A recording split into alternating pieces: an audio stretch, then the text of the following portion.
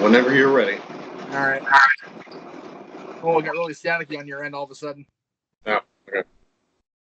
There we go. Welcome, everyone, to Flashback Friday, Coast to Coast. I am the West Coast Professor Jeff Meacham. He is the PA sensation and the reigning, defending, undefeated, undisputed, all that happy stuff. No DQ Wrestling Trivia Champion, Greg Cherry. And let me preface this by saying this. This may be Flashback Saturday by the time this goes up because we're recording this late in the day. So yeah. If it's up on Saturday, it's my fault. I woke up with things coming out of my nose that shouldn't be allowed by most medical laws. So I apologize, folks, but it was a rough morning. So let's get right into it. There's not going to be a big prelude because I don't have the information in front of me because there's not a whole lot of background information on this pay-per-view. But if you're here, you're with us today, you know we're watching ECW Hardcore Heaven 99. And yes, I broke out the RVD 420 shirt because Rob is a major part of this show. Absolutely.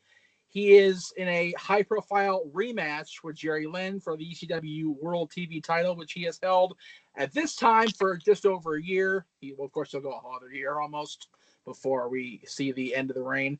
But we're going to have 2 world title matches. We'll get to that as we progress. But I'm going to let you guys catch up right now. What you want to do is fire up the WWE Network, go to Hardcore Heaven 99 in the ECW pay-per-view section, and hit select and press play and all that. It's going to go through the big countdown with the WWE rating.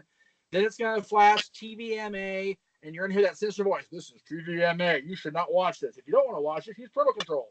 That really dark sinister voice they only use for really, really scary stuff. So watch that. We'll give you a few minutes.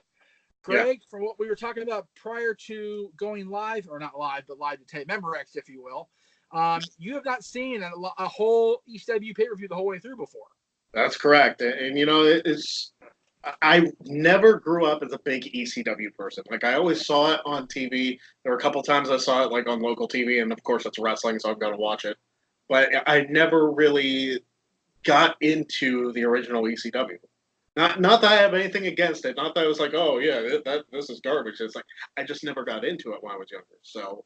Right, and by the time it really captured the attention of the world, it was already on its downhill slide. Yeah, because, and then it went out of business, and then a month later, WCW went out of business, and it was just, I mean, what can you do? Like, WWE owns everything at that point. And a lot of people's current reception and conception of ECW is what WWE has fed us the last, my goodness, 18 years now. So, it's hard to say how much was shaped in the last 18 years and how much was shaped when we were watching. Because the first time I ever saw ECW was the first pay-per-view in 1999, which is Guilty as Charged. I watched it at my friend Greg's house, not Greg Cherry, but my friend Greg Buffton. And it was when Tazz ascended the throne. It became the world champion, defeated Shane Douglas that night. And it was really the ascension of Tazz because he had already been their guy for over 2 years. Mm-hmm. And it was just a matter of why is he not champion? And he was the uncrowned champion, of course, the FPW champion for a while before he gave that up to be the world champion. So it's really this is Tazz's year, and unfortunately, this year is going to end with Tazz signing with the World Wrestling Federation. Yeah. So debuting at the 2000 Rumble. So I just wanted to bring up, since you brought up the whole Flashback Friday thing, I know we try to film these on Friday, and sometimes they get uploaded on Saturday, depending on uploading issues or whatever the case may be. Maybe we should come up with a different name. Well, let's go coast to coast for now, because we're still coast to coast. We could call it, like, Wrestling Rewind or something. Wrestling Rewind coast to coast. We can do that. That works. Yeah. All right. I mean, that used to be one of your shows, wasn't it? Wrestling Rewind coast to coast here on the Greg Cherry YouTube channel. Luck of the Draw, of course, is coming up. You guys are doing a Skype recording, is that correct? I'm doing a live game next month. Okay. As soon as I find a fourth person, preferably a female, because I have 2 guys and a girl, so I kind of want to even it out. So that'll happen whenever I get everybody together with it. There's no set date. Okay. It is what it is. But all right. Hopefully we'll get something going for you. Hopefully we'll get some responses on Twitter. That was a big tweet you sent out. I definitely saw that. And if I didn't know what I was getting into with all the the different liquids involved. I might do it myself, but this is not my house to mess up. So I'm in my parents' house. So what are you gonna do? So all right, kids, give you enough time. Grab your Roku remote, grab your whatever remote you're watching on Xbox, and hit play, and off we go. We are in the Mid Hudson Civic Center in Poughkeepsie, good old Poughkeepsie. And they're look at that crowd reaction. You don't even see that. Like, you might have seen that with Double or Nothing, but I don't know if you've seen anything like this prior to that. Yeah, good old Joey. It's one of those things where literally the show would open. Joey, like you would hear that. From what I remember, people telling me about ECW live shows, you would hear Bob Artista recount down going live, and the crowd would just ECW without even a second thought. That's how hardcore the ECW fan. And hello there, here comes Chris and Tammy. All right, right. Just now, Chris Candido is scheduled here for a world title match as the main event of this show against Tazz. Yeah, I didn't forget that they were in ECW. I knew they were in both of them were in WCW in 2000. So right, this is Chris's return to ECW after his interesting stay in the WWF as Skip, of course, the Body Donis, Sonny, of course, with Sonny, cameo with Sonny. So, and you know what? God bless Tammy here. She's still looking good. She's not quite looking Sonny good, but she's still looking fabulous. She's looking like ECW Sonny. Right, yeah, exactly. Yeah, exactly. And then Chris is just a genetic freak. Yeah. It's a shame what happened to him. It really is. And you know what? I looking at Chris, I remember taping the XMV at Wade's house and dedicating the show to Chris, and he had just passed after lockdown that year. So it was, or after whatever show that was that they won the tag titles, the Naturals. Yeah. It was on Impact they won. Yeah, because I remember the shot we used is him cradling NWA World Tag Titles. Right.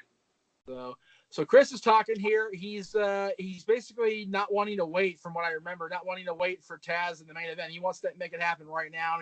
He's running Tazz down and just causing a ruckus and just being Chris Candido, doing Chris Candido things, just being a cocky, arrogant little shit. Yeah. It's rare, and probably by design, that you don't see promos open up pay-per-views. Exactly. I mean, there you go. He called out Tazz, and Joey's like, "What the hell?" The last pay-per-view I remember, it's the Dudleys. Oh yeah, you know what? That's right. He named the Dudleys his insurance policy against Tazz. Oh boy. So we got Bubba and Devon. Thank God we had this on mute. Especially with Gertner in there. Well. You know, it's funny. I was actually watching last Friday. I was watching Gertner's and the Dudleys promo from Heatwave. Oh my God! When we get to July, we are watching that. I'm gonna watch it with the volume up. Yeah. I don't care how bad it echoes. I don't care, because that is golden stuff there. Well, I brought that up too because those terrible tornadoes or whatever in Ohio, that took out that arena that Heatwave was in. So. The Dayton Arena? No shit. Yeah. The what was it? The Hara Arena? Is that what it is?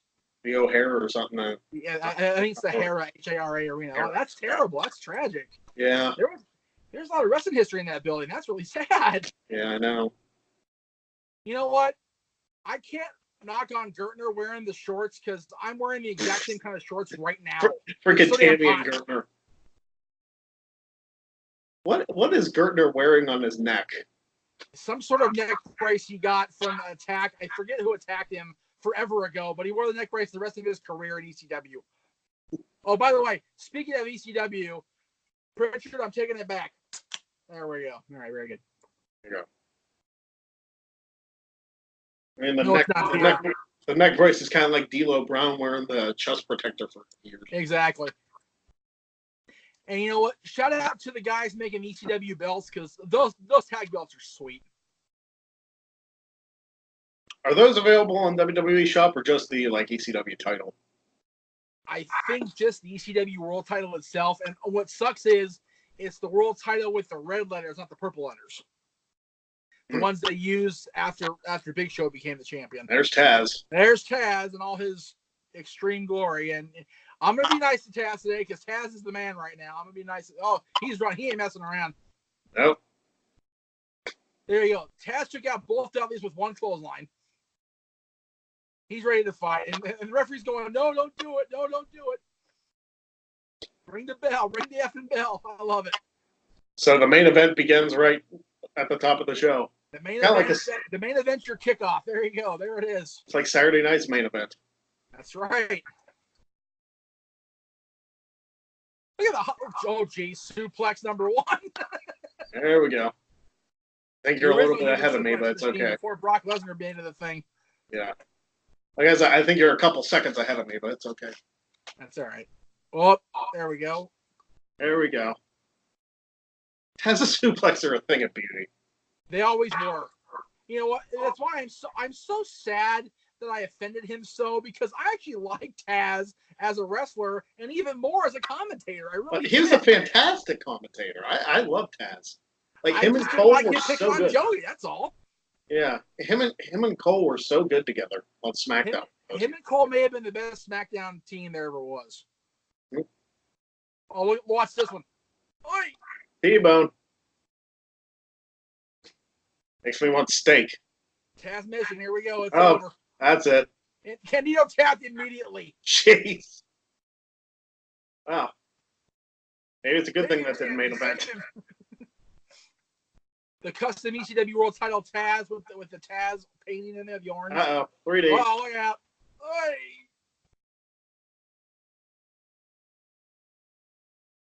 Now we got the tag champions and Sun Guy Dudley and Gertner there. Surrounding, well, they're not in all the ring, but the Bubba and Devon are. Then we got referees aplenty. Yeah. Good old Sign Guy Dudley. Yoda Fears 3D. How relevant is that in 2019? It's still relevant, kids. 20 years later. Yeah, remember, 1999, The Phantom Menace was coming out, so that's how long ago this is. Yeah. 1-3D and Tazz is a mess. What the hell? It's Tazz. Well, you figure this was probably after he broke his neck, right? Right. So it's true. And the 3D had driven Buell out of wrestling with the 3D with a broken neck. So there you go. Yeah. The Dragon Tazz in the back. Oh, here we go. Cyrus. Cyrus Jackal. Taking over as color commentator instead of leaving Joey by himself, like he always did. The network. Well, it wasn't quite the network yet because ECW wasn't on TNN yet. Oh, okay. This is still pre-TNN, so this is just Don being Don. And he's still calling matches today. And you know what? He's doing a damn good job. He's still got a little bit of that Cyrus in him. He's still a little bit of a swarmy heel, but he does a good job. And now Bubba's going to talk. Here we go. Oh, boy. What he has to say here. Wish I had captioning on, so... Well, maybe I don't like captioning on with the doesn't. I know. Devon eats live bait. What the hell, son guy? Was the stuttering thing strictly when they first went to WWE? When he first came to ECW as the newest member of the Dudley Clan, he had a really bad stutter. And Devon debuted and actually feuded with Bubba for a while. And then Devon beat the stutter out of him and turned him heel. And that's when the Dudley Boys really took off. Amy's out, Bubba's in her. Oh, my goodness. And in the back, there's Joe Mason. Hello, Joe Mason. Joe Mason, if you're watching this on YouTube, how are you? Somebody wearing a Cowboys jersey back there. There you go, Joe. Yeah, pretty sure that's Cowboys. NFL season starting sooner than we think, people. Oh, I can't wait. I can't. I miss football so much. Oh, I do too. I'm doing. I think especially this with season. Our hockey teams being done so early. Yeah. I think this season I'm going to live stream reactions to Notre Dame football. I would love to watch those. I'll have to watch those. Yeah, not safe for work. Those ones will be. No. No. Like, Doesn't be on Aaron's channel. I don't know if in our entire friendship you've seen me pissed. Just watch me watch Notre Dame football. Not you pissed. I've seen you better half pissed. Yeah, that's true. But not you. I've always seen her pissed because I'm the one that pissed her off. Yeah, there you go. We're just talking because Bubba's still talking, so. So yeah. Bubba's just random. We have no idea what he's saying because I haven't watched this show in years, and I'm sure you guys watching along with us are probably like, just shut up, Jeff and Greg, so you can hear Bubba talk. But oh well. I'm begging Sign Guy to make some better. What does that even mean? I don't know. Now see, this is pre-Dayton, so this is probably not as bad as it got at the Hara Arena. Yeah. I'll never forget because I watched that one like right away when I got the network. I watched that one when it first appeared on the network because I had heard so much about this promo because it talked about it on the Rise and Fall of ECW. Yeah. And I wanted to see what it was all about. I fast forwarded through the pay-per-view. I was like, wow. I'm pretty sure if I read the description of this like briefly before we started, I think Bubba Dudley is challenging Tazz. Oh. Yes, Bubba's challenged Tazz to face, I believe, both the Dudleys. There's Balls Mahoney. Balls Mahoney, of course, and his chair and his ever-present chair. Another guy that left us too soon. Yeah. Is this a tag title match, or they just beat him up? I think Balls came in. I think we're ended up with a tag team title match here, but I'm not 100% sure. Balls. Balls. Oh, there you go. Balls. High hook, nice. Now you're behind me. Last week I was behind you. Yeah. See what I did? I tried to catch up to you. Like I paused briefly and then like played it again. Right. Let me pause for just a second. Oh, he paused. He paused so bad. Yeah, he did. He's pointing. It was the hip. It was the hip. I botched the hip. Wait, is this I thought this is a match? Yes, it's a match for the World Tag Team titles. So Balls Mahoney by himself against the Dudleys. Why not? It's ECW. I guess. I'm pretty sure there's a reprieve on the way here for Balls, but I don't remember. It's been so long since I've seen this show. Don't go up top. It didn't go well last time.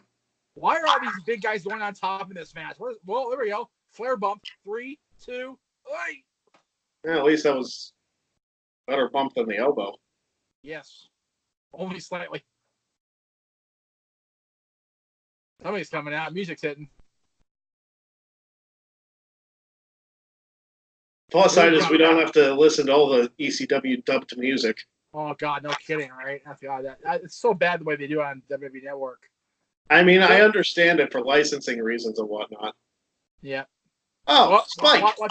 Spike coming from the other side. Yep. Those Balls and Spike against the Dudleys. Oh, look out. Speaking of balls. Acid drop. Acid drop. Oh, who pulled the ref out? Is that Gertner or is that Sign Guy? I don't think Spike cares. He's going after him. Oh, both of them. Who did he take out? Sign Guy. Sign Guy, I guess. Gertner's running like a little girl. Yeah, Gertner no-sold it or something. No, Gertner's got out of the way. He got his fat ass out of the way in time somehow. Because the fat guy watched the ECW show. Yeah. And God bless, Bill Apter's out there doing photography at this show. You see him out there? Seriously. He's right there in the corner taking pictures. What the hell's wrong with Bill Apter? Oh, damn. That's going to hurt tomorrow. Yeah. That's going to hurt in a few seconds.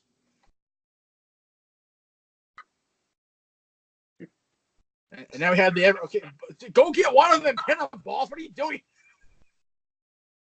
Balls. Oh, there we go. More punches. Balls.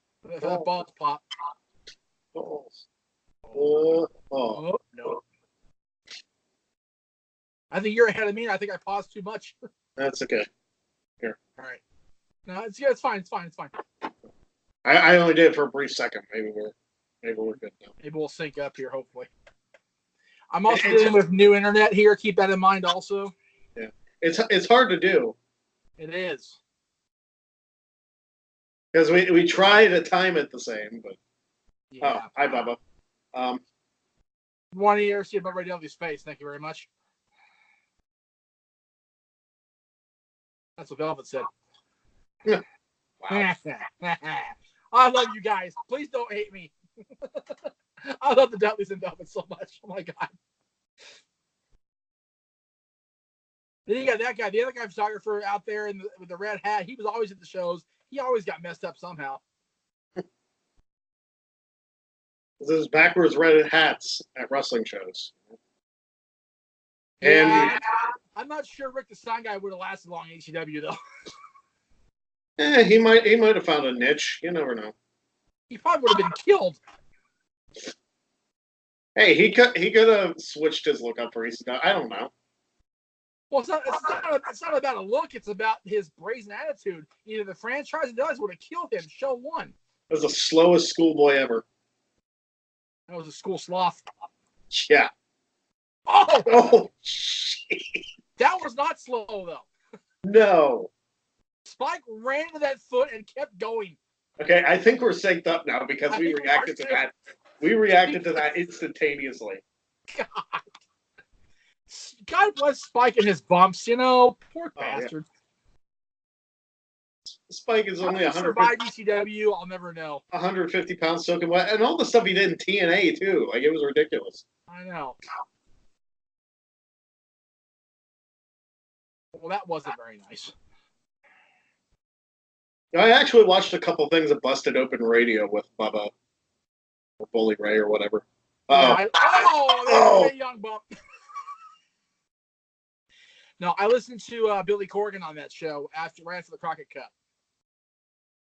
I was just watching Jericho and JR talking about AEW. I still got to listen to. Everybody's telling me I got to listen to Moxley on Jericho's show. Jen and I listened to that the day it came out. It's a good listen. Is really? It okay? God bless Moxley for having the Moxie, man. He's just not one fuck given. Oh no. That was kind of a lame ass reverse DDT after all this carnage, but okay, Devon, we'll take it.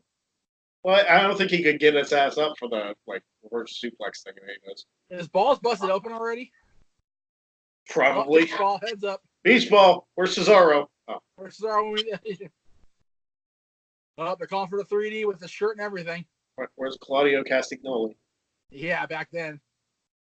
Probably still in Europe. Here we go. Chair, maybe. Balls to that chair. And yep. Ooh. Right in the lower back. Oi! Oi! What the hell? Look at that chair. Sign guy Dudley. Oh, okay, that was a good idea. Where's your Heyman phone when you need it, son guy? Oh, what the hell, girl? Hit him as hard as you can, Mahoney. Please, I bet he's. Oh yes, do it, please. I think I threw a chair shot that bad one time. Fortunately, not on air. He's gonna fly. He's trying to light him on fire. Throwing fire at him. Fucker's throwing fire at him. I love it. This may explain the heat wave thing. Right? Oh yeah, it does. You'll see why in a second here. Oh, that's gross. Is he drinking lighter fluid? He is, and you'll see why in a minute. Oh, he's got to steamboat him. Yep, pretty much. That was disgusting. Oh, nut shot. Oh, dude, look, they're converging on Gertner. 3D. 1, 2, 3. I guess there was a title change here, but I guess not. Sad thing is, with that camera angle, that fireball was nowhere close to him. No, but we're meant to think it was. And you know what? From my experience, if fire gets close enough, it'll still singe for sure. Oh yeah. But that explains the face Mask thing. thing, yeah. Yeah. Okay. Yep. That makes more sense now. Yep. Just like we don't care. We're gonna leave Gertler behind. The hell with him later. Yeah. Him and Sign Guy both. The hell. Tonight. And now here comes the opening of the pay-per-view. The show's starting now, everybody. Show's starting now, 2 matches in. Right. That was the pre-show. That was the Hardcore Heaven kickoff. That's right. Hardcore Heaven kickoff. There we go. That's it. Jeez. And there's Rob. There we go. Rob has not changed in 20 years. No. I saw he signed with Impact again. That's pretty cool. Yeah. If you're into Impact, I'm not, but good for him. Him and Sabu both. Oh, Sabu did too? That's good for him. Yeah, I think Sabu just showed up again. I hope Sabu actually makes his dates because there was a lot of trouble with him making dates last time I saw him. So. The classic Raven Dreamer shot, the classic Bubba Cutter, whatever you call it. And there's Franny. Oh, God bless Francine. There's their first pay-per-view match. Jerry Lynn. There's a moment in time I forgot about. Douglas and Francine and Franchise. Oh, Living Dangerously is when that happened. Okay. When we get to March next year, we're watching that one too. On my birthday, we'll watch that one. Okay. That's a damn good show. I actually think it was on March 1st that year too. So there you go. Oh, there you go. The only pay-per-view that I can recall that was on my birthday was Cyber Sunday in 06. That's true. It's later in the year, so that makes sense. Super crazy. I'm super, and I am crazy. I am super crazy. This one he was good though. Yeah, hey, I met him in XPW in 03. We did our big Extreme Mayhem trip there. He was super duper nice. He signed my picture, Tu Amigo, your friend, on the. So nice. that was cool. Super crazy is living the Vida Loca. That's about it. I was dating that to the song a little bit, isn't it? Yeah. Well, the show is 20 years old this month, so there you go. Yeah, it's true. Writing. Yeah, actually, Rob and Jerry had a panel at StarCast about their feud in '99 going into the end of the ECW for 2001. So it's scary. Yeah, and seeing Rob the way he looks now, and means seeing Jerry the way he looks now, you go, wow. Whoa, Taka! Holy crap! He's wearing WWF stuff too. Taka frickin' Michinoku. When did he turn on Val? Was that 98? I think so. Okay, so he's really bad by now. Yeah, he's being cocky Taka, so there you go. Yeah. Well, he's not just bad, he's evil. Eat. Yeah, say I wasn't sure how deep into Kaientai he was at this point. Yeah, 1 second here.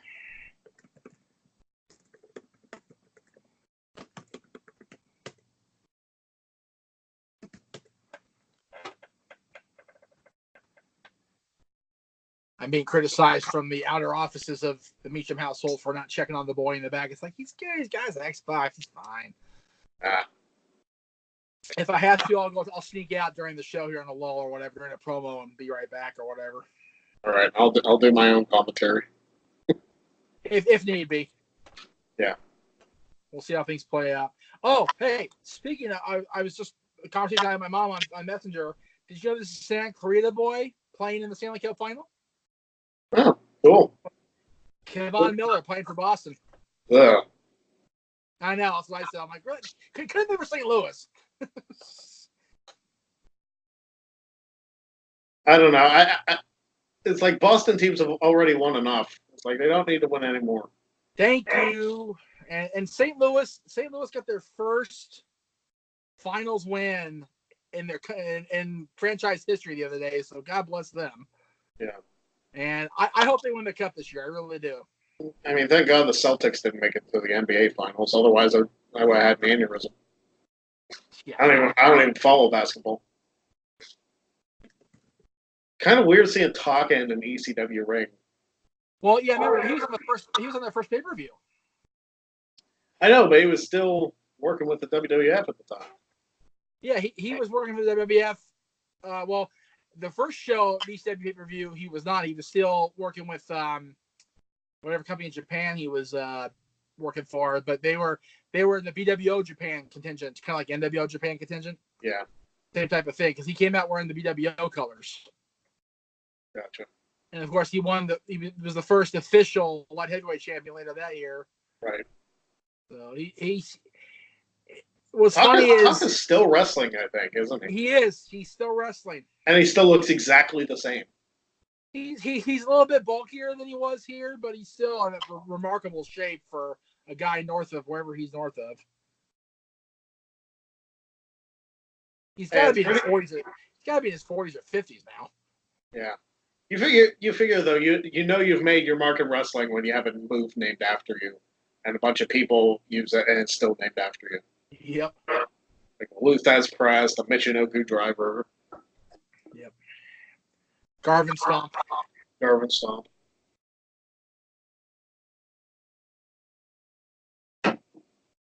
Oh, the people are going to hate me. I think it's either next week or the week after. No, it's the week after next. Next week is going to be the June 7th. The next week, June 14th show, it's primarily NWA WCW shows to choose from. And people are going to be like, they'll probably vote for Money in the Bank 2015 because it's a real recent show, but I get surprised. I may throw something else in there too. I haven't decided yet. But I mean, you haven't watched a WCW show. We haven't watched one of those yet. So. Well, here's what you could do. Like, you don't have to. You can do like the general time frame. You don't have to do the same week of. Well, no, I'm not. Actually, for the June 14th week, I had to choose like shows around it because nothing happened on June 14th. So I picked a couple of Great American Bashes. I picked an old Clash of Champions and one of the Money in the Bank shows. But I may throw something else that's Money in the Bank just to kind of change it up. But I know that people are going to pick ECW because ECW is still popular. I know people are going to pick like WWE gimmick pay-per-views because they're popular. Eventually it's just going to have to be straight WCW. Be like, we're watching WCW this week. Deal with it. Exactly. So I may take out Money in the Bank 2015 to throw in a fourth WCW show and just kind of see what happens. Throw in a WCW 2000 Thunder or something. Oh my God! They'll make us watch that for sure. Well, actually, don't do that because I don't think all the episodes are uploaded. That was cool. No, all the ones they're uploaded through like mid 2000s now. They're almost there. Yeah, we're getting there. Hopefully they get there by the time I'm there because I'm still on my WCW binge. I just finished the night after Starrcade '96 on Nitro. There you go. So I've got a year plus to get to Thunder, and then those Thunders are there for now, so I'm in good shape still. Yes, we're watching this match, guys. There's just so much going on. We're just trying to keep up. Yeah. I mean, that like tornado DDT counter into the spine buster that Super Crazy did. Whoa! Oh my gosh! He got some height. And he got to his feet like almost immediately. I thought he was dead. Ow. Taka's dead now. I tore a knee. Yeah, he did. Jeez, that was bad. It looked really bad. But yeah, Super Crazy took that bump and got up like, yeah, what, man? Oh, dropkick to the knee. See, that was good. That's a little subtle thing. He dropkicked him right in that bad knee. That was clever. Psychology. Psychology, see? It wasn't all blood and guts and crazy. Yeah. Until then. Well, I mean, it is Super Crazy. Yeah. Yeah, Super Crazy wasn't known for his mat technique for sure. Didn't Orton use that pose for a while too? That thing? Yeah, he kind of like went up like this a little bit. Yeah, I think so. What the hell? That guy's just like, dude, your armpits on my face. You're like, you're not Brian Knobbs. Oh. Yeah. I wouldn't go there if it was Brian Knobbs either. Yes. Not at all. Especially now. Again to the knee. See? I love it. I love the subtlety of it.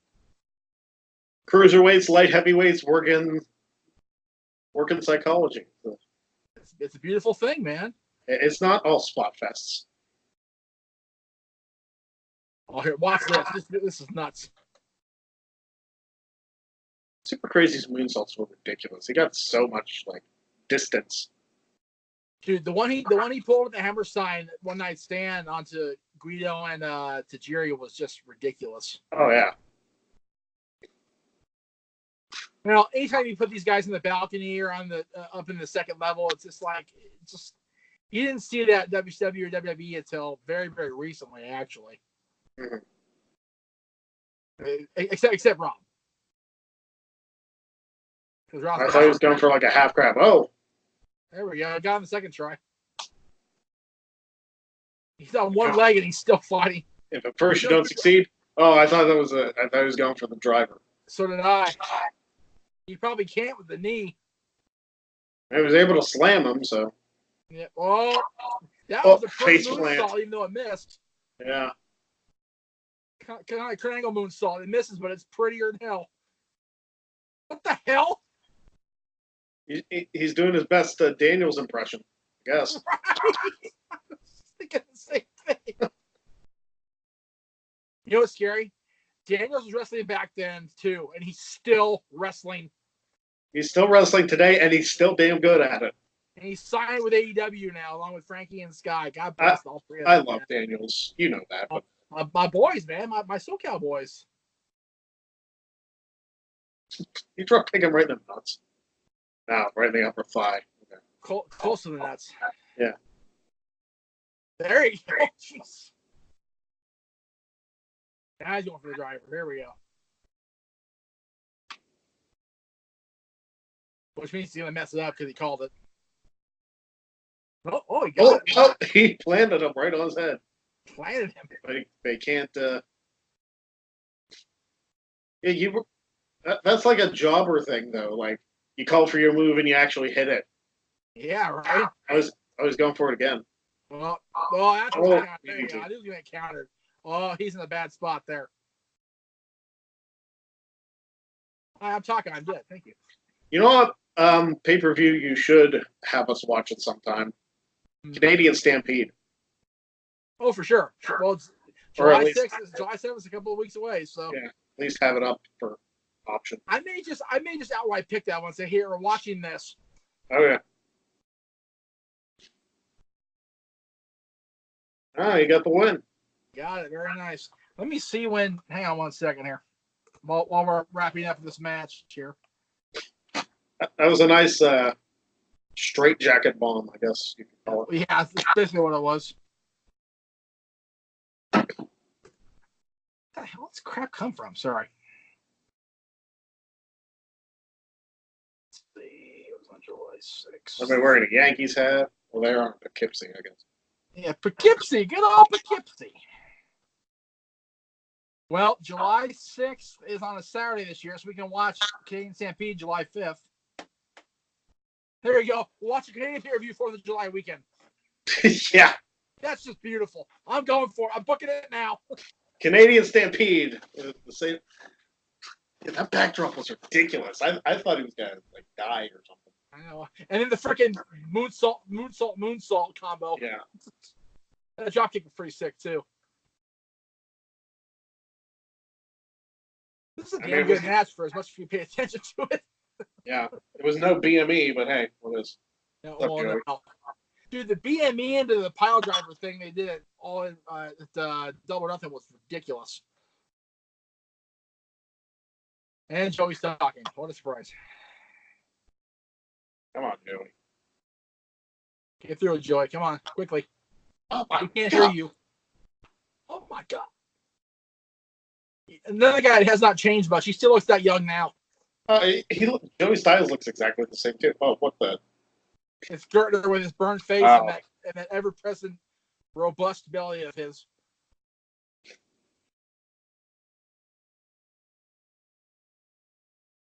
I can only imagine he's like screaming like a girl too. I'm sure he is. What are you reading here? That's the problem with us watching this with the audio off. I know. The promos for shows we haven't seen before is like, We have no idea what's going on. Yeah, we're going to watch these beforehand so we know what we're getting into going forward. Yeah. Oh, well. Or at least have the volume up ever so slightly. That doesn't affect us. Well, there comes some. Well, shit, they're attacking somebody in there. Nova looks like. Good old Simon Dean. I think it's Nova anyway. Yeah. And then we just cut away from it. We're just gonna leave that alone and go back to the ring, and we'll see what happens. Who comes to the brick wall next? All right. Can't hear the music, so we'll wait and see here. Come on, somebody come through the curtain, begging you. Everybody's waiting patiently. Oh, it's the FBI. FBI. Oh my God. Big Sal and Little Guido. Speaking of Guido. Little Guido. I love it. What's up, Nunzio? Right. Big Sal, who weighed in allegedly over 600 pounds. And I believe it. Yeah. I'm not going to doubt it. He wants to pay him 600, I'll let him do that every day of the week. Ropes are like, no! I'm glad he was at least Cruiserweight champion at WWE, so he had like a modicum of success there. Yes. And he was Cruiserweight champion prior to ECW relaunching, so he had his moment in the sun prior to the relaunch, so that was good. But what the hell? What the hell is Sal doing? Why are we hitting the ring announcer, Sal? The big Salboski. You see that sign? Salboski, baby. That's it. I don't even want to know what kind of movies this big Salboski does. I don't want to know either. I'm good on that. Those will be on YouTube, though, I don't think. Unless they're like eating tutorials. Look at Tajiri! Oh my God! Tajiri wearing tights. Tajiri with almost no beard. I forgot he was this baby-faced. He looks like Ken Jeong. He does. And that's not racist at all. Like it's because he actually looks like Ken Jeong. Yeah, he looks like Ken Jeong went to the gym a few times. Yeah. Jesus. Well, Guido's all up in his business. It's funny because we were just talking about Tajiri and Guido with the Super Crazy match, and now we get to see the two of them face each other. That's great. I forgot they had a match. See, this is good. I watched it the first time. I get surprised here. I'm getting surprised too. It's like I don't know the card. Yep, I know some of the cards. I don't know the match order. Oh snap! So.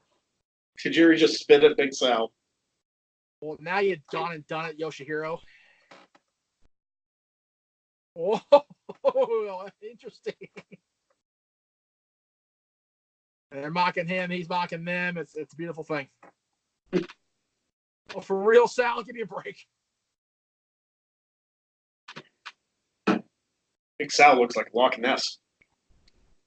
I actually just got past that part of Nitro. Don't remind me of that crap. Poor a show and a half. Poor Haystacks. I know. No, actually, that wasn't Haystacks. That was somebody else. I thought it was Haystacks, but it wasn't. Really? That wasn't Haystacks Calhoun. That was somebody else that played Loch Ness. It was Giant Haystacks. Giant Haystacks. There you go. Yeah. I had the name kind of right. Yeah. Calhoun, I think, had already passed by then. Wait, is this Tajiri versus Big Sal? It's supposed to be Tajiri against Guido. Oh, okay. There we go. Okay. Because Guido wasn't in the ring. I was like, wait a minute, did they like switch it on us? Carlos should change. Was Big Sal at One Night Stand? I don't remember. No, Big Guido was. Okay. Big Guido was the Big Guido and why am I blanking on his name? Tracy? Yes, Tracy Smothers. Tracy Smothers. Got to see him at an indie show, like one of the indie promotions I worked. He's a freaking scary dude.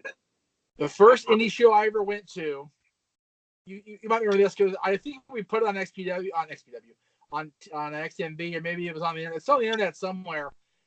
Smothers and Chris Hamrick were a tag team. Yeah.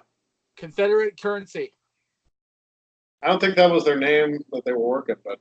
And the second night of the XPW 2-nighter on my birthday, previous night, Hamrick and I got into it at ringside because we were just jawing at each other. Yeah.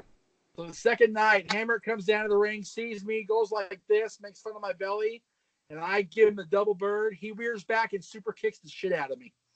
Nice. In the crowd. It's all planned out, part of the gimmick and whatever. Right. I freaking went down. My kid to pick me up and drag me to the back. It was funnier than hell. I got beat up by a former NWA national champion doing a skit like that. National champion? Yeah, Okay. Crusher Hansen. Which one? Crusher Hansen. Oh, nice. There you go. Yeah. Not to be trifled with. Yeah, I got slapped. He clotheslined me and then put me in the brain claw. So. Yeah, the 2 bumps I ever took was that one. And then when I actually got into business with Gary years later, I was managing Devin Sparks as the West Coast Wrestling Heavyweight Champion. And the owner of that company came in from behind and nailed me and dropped an elbow right in the small of my back and bruised my ribs. Ugh. Legit. See, when I was doing backyarding, I took an elbow like that, knocked the freaking wind out of me. It did, and it scared me so much. I went to the doctor. I said bruised ribs. It cost me my job for about a year because Gary didn't want to put up with me whining on social media, which I totally understand. So, yeah, it was brutal. Look at these two. Oh, jeez. You see that move done with 2 people whenever it's done now. Yeah. And sometimes it works, sometimes it's really ugly. So, talking about ugly, look at these. Jeez. Oh, my goodness. Guido doesn't know what time it is now. He doesn't know what year it is right now. Mama mia! That's what we need. We need more Ronaldo calling this match. Yeah, we need Ronaldo just going back and calling like old ECW shows with Joey Styles. Can you imagine that? That is every wrestling fan's dream, right? I almost said wet dream because that would have been really bad, though. But yeah, Joey and Mauro calling every single match in history. There we go. That's all we need. Just get rid of all the commentators. I love you, Greg. Sorry, you're my bud. But everybody gone. That's right. Everybody out of the picture. Just Joey Styles and Ronaldo calling everything. Right. You imagine Joey and Mauro calling Saturday's card for NXT? It's going to be ridiculous on Saturday. Oh, yeah. Today, whatever it is, maybe. You know, we might have to record next week's early because I think I might be live streaming reactions to freaking Super Showdown. That's right. That's next week. It's next Friday at 2 o'clock Eastern. Well, I got the poll set to end, I think, on Wednesday or Tuesday, so we're in good shape. Yeah, we'll figure it out. There's always time. Or we record after it's over. Oh, okay. Damn. It wasn't for the week of heart. And he still gets up like it's nothing. Oh, it's ECW. I mean, you don't sell too much. Yeah. He's not Kyle O'Reilly selling though. No, he's not. That was interesting. Yeah. Big Sal kind of sells.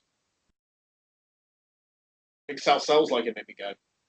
Sal sold the guardrail more than he sold the hit. Yeah. I've actually been to indie shows where guys sell like that. What happened? I've been to indie shows where guys sell like that. It's a travesty how much people don't sell. Ow. Oh, there we go. Jesus. Hurts my ribs. Look at that. I love the referees ECW. Get back in the ring. It's like, why? Yeah, it's like, you know where we are, right? Yeah. Do I look like WWE to you? What just exploded? Was that somebody's water? I think it was Guido's saliva. I think. Yeah, I don't know. Oh, that's not pleasant. Can we not have that on the air? Thank you. Oh, tarantula. Jeez. That's a cool way to get into it. That's definitely different. Thank God Guido pulled his pants back up. Jeez. Sal just nailed him. Yes, he did. And Tajiri's like, yeah, what? This must have been pre-Green Green Mist. I will see in the end here if he uses the mist. Yeah, I guess. It's funny people associate him with the mist the most. People forget about Muda. Well, you figure fans these day and age like probably haven't got to see a lot of Buddha. Oh my god!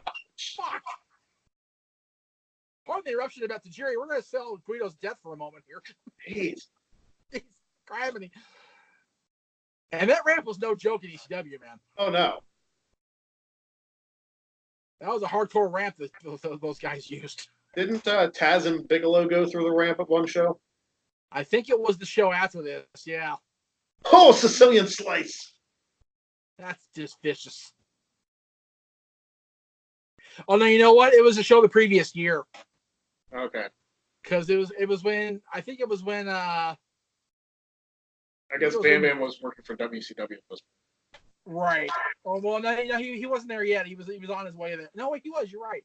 Yeah, he was because he was. He cost Goldberg the title. That's right. I forgot about that.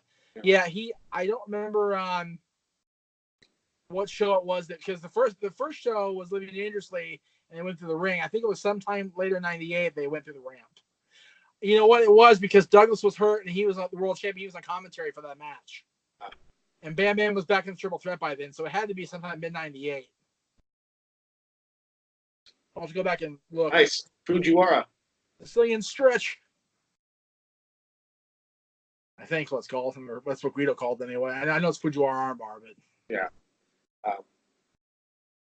But yeah, just the things that Bam and here comes Sal. Speaking of big guys, the things that Bam Bam could do was ridiculous too. Because the ref doesn't hear any of this going on. He's 600 pounds. I can feel it from here. 20 years later. He's still out of the ring. He's still in the ring. It's like, hello. Oh, my goodness. Got Kimura on him now. Oh. God bless referees in wrestling. Did Guido rake his eyes and sell his fingers? I think he did. Well, that's Tajiri had toxic eyes. There we go, big Sal bumping. Come on, you probably can't hear this one because it's on the outside, so I get this one at least. Wow, what the hell was that? What was that? What? You didn't even try again.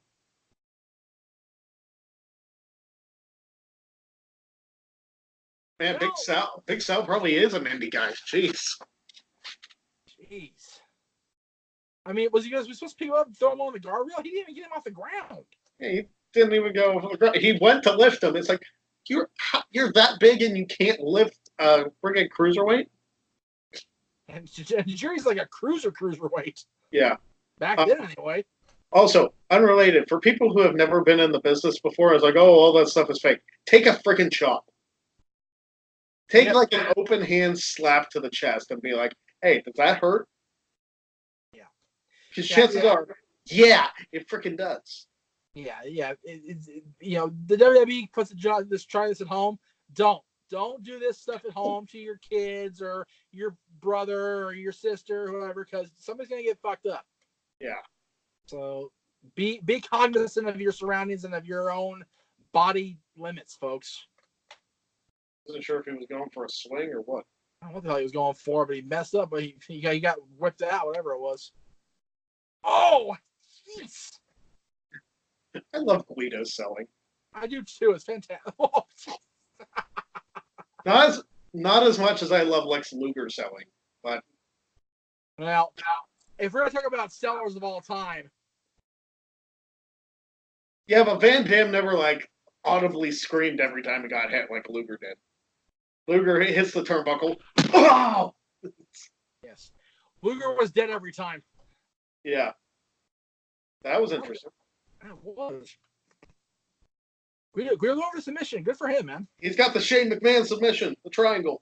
Right.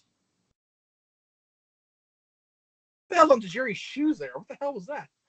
I don't know. They're probably tennis shoes with like kick pads. Oh. Kind of what it looks like. The dreaded full Nelson. Nope, he's going.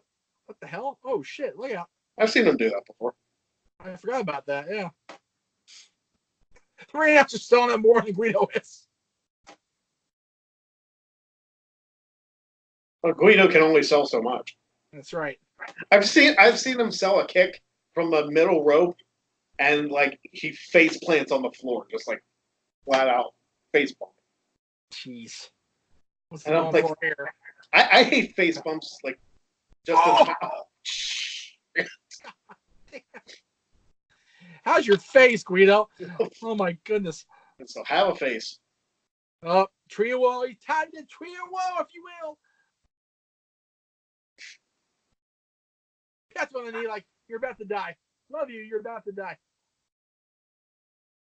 Wait. Bye bye. Move, Guido. Move. Oh. Oh. Nope. He didn't move. He did not move. He's moving now. He's moving now. Oh, Sal took a bump at the about goddamn time. Holy crap. Oh my goodness. Brainbuster, yep. That's gotta be it, right? 2, 3. Jeez. Yeah. For a second, I thought he was gonna no sell the freaking black mass that Tajiri did. I was like, Aleister Black's looking at this like, dude, that's my finish. Seriously. God bless little Guido. Services for Guido aren't new. Jeez. Tajiri not quite badass Tajiri yet, but that was pretty badass. Yeah. Look at some of this. Jeez. Oh, I forgot about that. Yeah, see, it was Guido's spit flying off his face. I thought it was somebody's water. Yeah. It looked like it was water in his mouth, huh? Airplane spin reversed, and then, geez, Drop kick right to the face. Right to the face. There's no way that's not going to hurt. You guys home, take that in your wrestling train. Tell me it doesn't hurt in the morning. Yeah, sliding drop kick to the face, or your head just snaps back. From a legitimate wrestler who trains in that line of work, if you don't get a line of martial arts, if you don't get whiplash, okay, if you don't get whiplash, then you're better. This is a very Dudley heavy show. It is.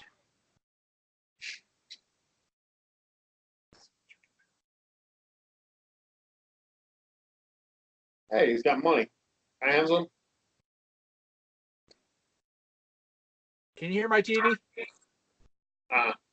Okay. If you can understand what they're saying, let me know. Well, from what I can gather, it looks like they're getting money collected to attack people as they go here. Are they the APA? Nova first. Yeah, APA beer money. There you go. Oh, jeez. What the hell's that? I don't even know who that is. I don't know who that is either. It's getting. I thought it was bleeding. I wonder if they're taking out the top contenders to Tazz's title, so they're next in line. Maybe that's what they're doing.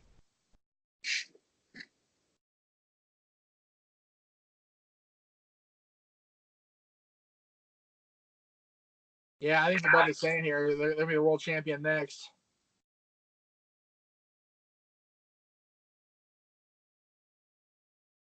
All right, so we got ladder. Oh, there's Dawn Marie. Good. Great googly moogly. I'm going to cover up what little is not covered up already. Yeah. Which is very little.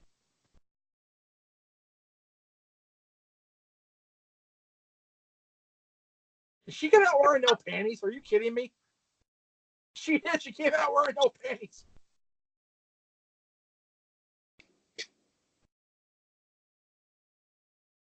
If I can be serious for a minute. Well, this one, Lance Storm was very serious. He was a badass here. Was Dawn Marie's actual name Tammy Lynn Bitch? To make fun of Sonic? It was for a while. Because she was brought in by Lance to counteract Tammy with Chris when Chris and Lance broke up as teammates. I gotcha. Whew. That dress is almost there. This is why my 11-year-old son's not watching the show with us. Yeah. This is why my wife is not watching the show. Just jiggles aplenty, folks. Jeez. Dawn Marie was always like ridiculously beautiful. Yes. It's a shame they tamed her in WWE. Did they though? Well, I mean, the lesbian thing with Tori and the thing with Al was definitely out there, but other than that, it's like compared to ECW Dawn, you know.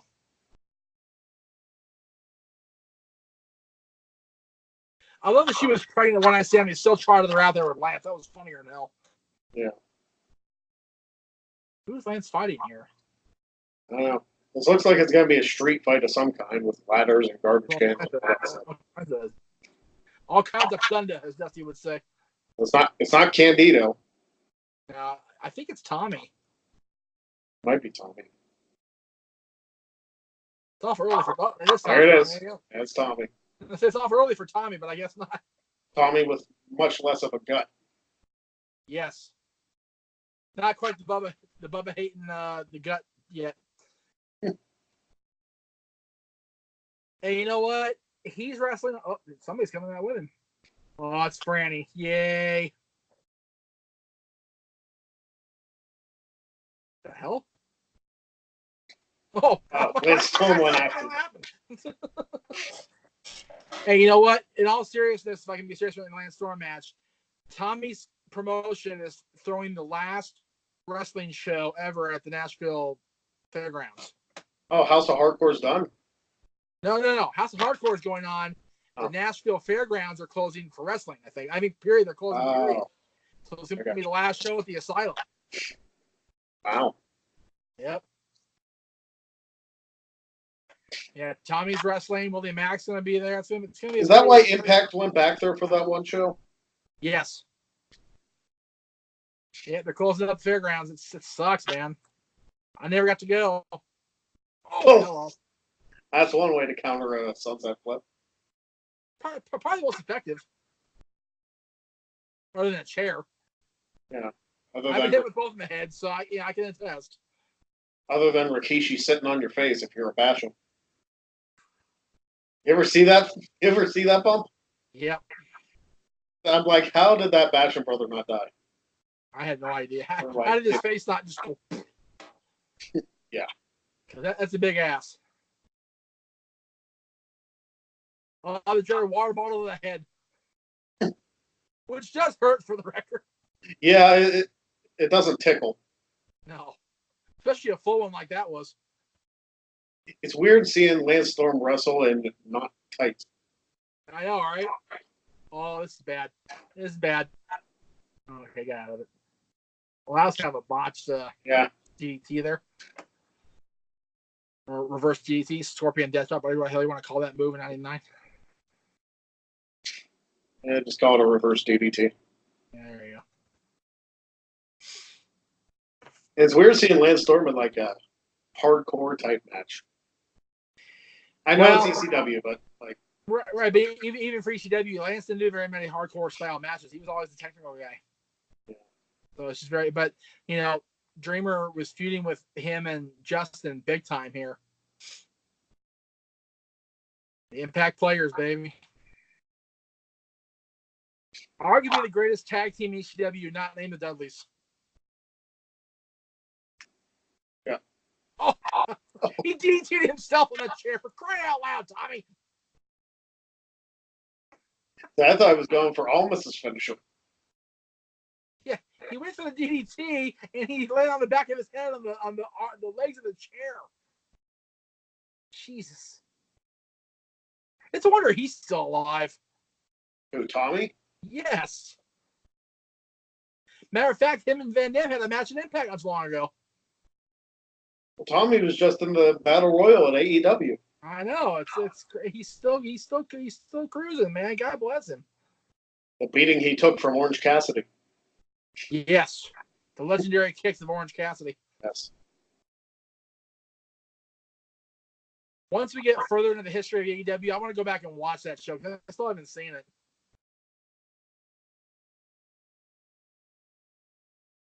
I still want to do it now because I have no way to watch it now with it being synced up because not everybody has access to like have the network. Yeah. I can watch Casino Royale Battle Royal for free. Yeah, we can watch that because that's on YouTube. Yes, that'd be like a 20-minute show. Yeah. Which might not be a bad idea. I actually just watched that yesterday. Ended today. Oh, okay.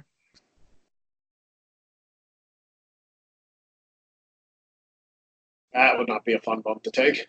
No, God, especially in the ECW corner post. Just random pieces of guardrail hanging around. Well, okay. It almost fell on him. That was not a well-planned situation there by Tommy Dreamer. No. And the rail just stays there. I love it.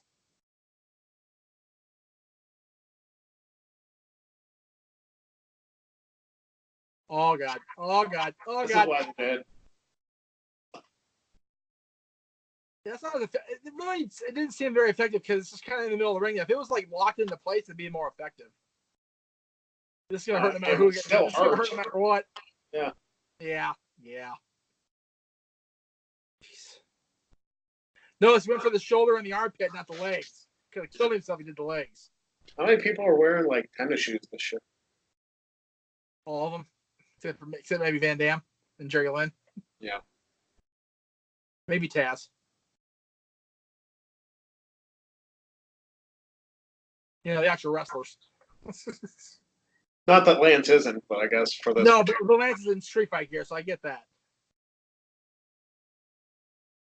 Superplex onto the chair. No. Throw him. Oh! I thought he was doing the flare bump, but him flying face first into it works too. Frank's just reaching in the ring like, it ain't gonna happen, Frank. You're too short. Did I ever tell you the one time I tried to do an indie show? I'm sure I told you this story. Probably. The finish was I was supposed to like pull my guy off of a freaking fireman's carry and like help him win the match. Right. And like the guy, my like client's opponent got on me after the match because I botched the spot. This stupid son of a bitch walked to the middle of the ring to do the fireman's carry spot. I'm like, where am I supposed to go? Right? It's like you're in the middle of the freaking ring doing this spot. Where am I supposed to pull him off at? Made me look like an idiot. Right? It's all your fault. Oh, clearly it was all my fault because I botched the spot. Oh, there was a table. It didn't really break for him. It just kind of collapsed on itself. Yeah. It still broke in half, but it didn't break in half like you would think it'd break in half. I think because it wasn't fully propped up properly between the ring and the guardrail. It was just kind of set on the. It's kind of there's too much space between the two. Oh well. Still look good.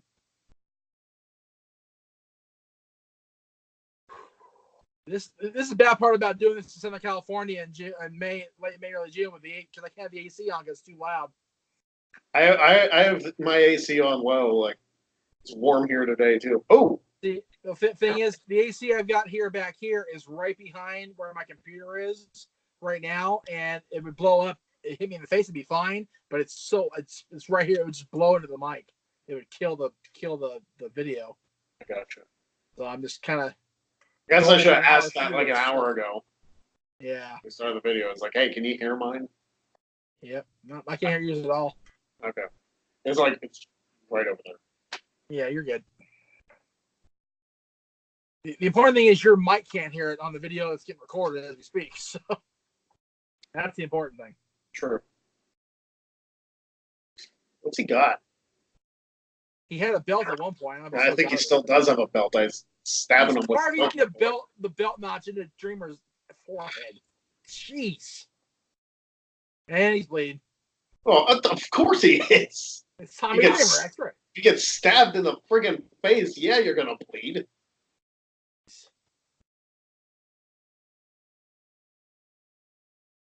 Oh my goodness. Jeez. stunner with a chair. Beefcake's going. Damn it. And he kicked out. I did it with the belt. The chair wins, Brutus.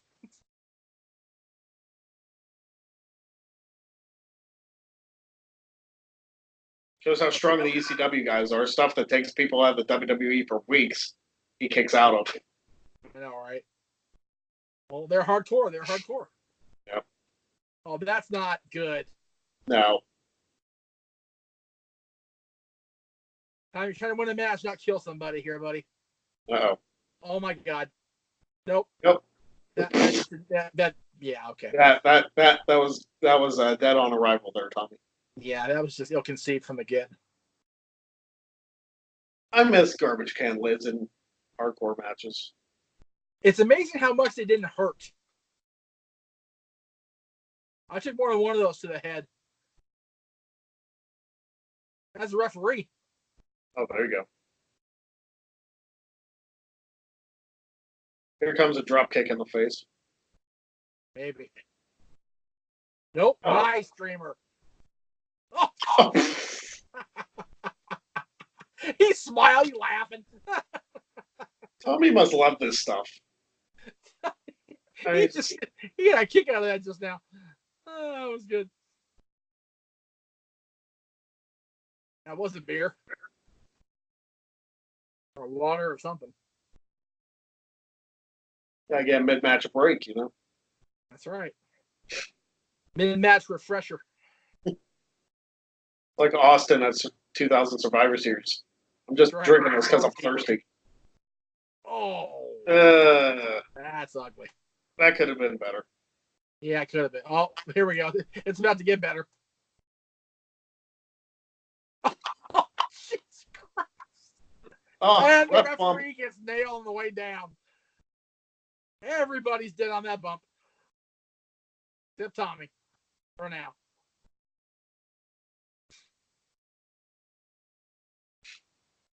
Tom Marie's going, no.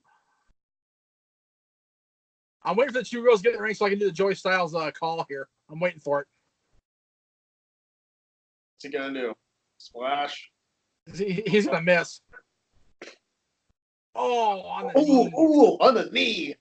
Damn. I would have rather landed on with my gut instead of my knee. Yeah. Because I have bad knees anyway. I do too. I have a bad right knee. I would have been really bad if I landed on that. Yes, Don, this is ass. Relax. Okay, here's my question. Okay. In what type of situation does a ref bump help in a hardcore match? Well, they can't count the fall. But true. Or single submission, or whatever the case may be. Lance Storm going for the Benoit headbutt, I guess. Right. Well, we'll never know. We'll never know for sure now. Well, here we go. Here comes Dreamer the driver. Dreamer driver, yeah. He doesn't fall off the ropes.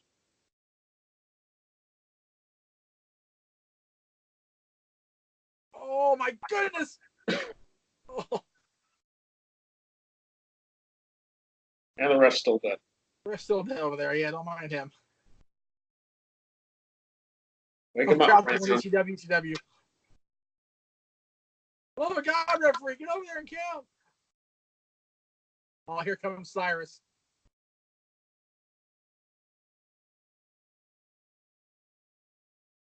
Whoa, jeez. Francine with this half-ass spear, but Cyrus is dead. Bronco Buster. Oh, man, she need him in the face first. Jesus. Oh, here we go. Wait for it. Count five! Uh-oh. Tom Marie's in trouble. Oh, Tammy. Oh, Dawn, whatever you want to call her. There's a shot for Tammy. Tommy showing her off to the whole crowd. God. He just back bumped with her. He did. He piled her. Oh, wow. How's your face, Tommy? Oh, jeez. Why is Tommy getting the heel treatment with the trash can? Storm's gonna kick him in the face. Kinda. 1, 2. That's And kind Lance Storm wins this clusterfuck. That's kind Don's dead. Cyrus is dead. Yeah. Kind of a weak finish for that match. Yeah, it was. Oh, well. That's a big win for Lance Storm in ECW, though. Yeah. I mean, everybody beat Tommy because Tommy almost never won, to be honest with you. But yeah. Nope, Cyrus isn't dead. He's walking to the back. He's all right. He's just a little worse for the wear. Don is dead, though. Yeah. After that pile driver back bump. Yeah, with her ass hanging out. Which is all that spot was for anyway. Exactly.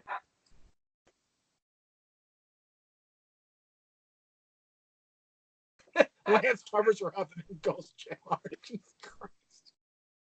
Oh my goodness. ECW, you gotta love it. Yeah. She's selling it like she's dead. She is. She's totally selling it. Good for her. Hey, selling's a lost art nowadays. It is, man. She's totally dead weighting him. That's crazy. I once took a splash from a 350-pound guy and dead weighted my client. Fantastic. He was not amused, but I was like, hey, I'm selling. Thing is, I couldn't dead weight because I was the biggest guy in the room, so nobody could carry my fat ass to the back. Yeah. I mean, not that I was like 10 years ago. I had to sell while still being upright, so there you go. Speaking of upright, there's Francine. Yep. It was so weird seeing her with Tommy after all those years of being with Shane. Yeah. And being the evil head cheerleader. It was just weird. It never really fit. Made more sense when she was with Justin the year after.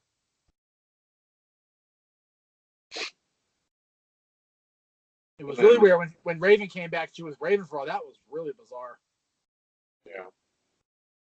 She's so not the Raven type girl.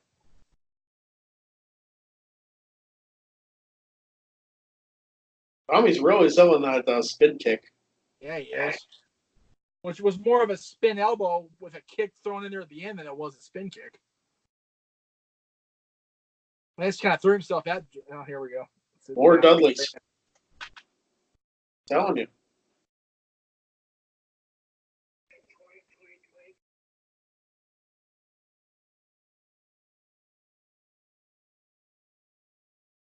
Are they just beating up everybody on the roster then? I guess so. I don't think I have a list in front of them, or what list they have. I missed what they had in front of them in the first place.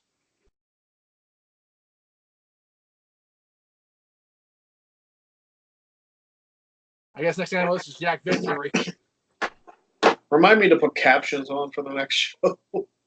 Right. Can you do that mid-show? I think somewhere in the settings we can set the captions up. Okay, well, you're on the Xbox, right? No, I'm on Roku. Oh, you're on Roku? Okay. Let's see. I'm not gonna mess with it now because it'll mess up our sync. We're already perfectly synced up. That's true. Well, it must be somebody else besides Jack because they're laughing hysterically now.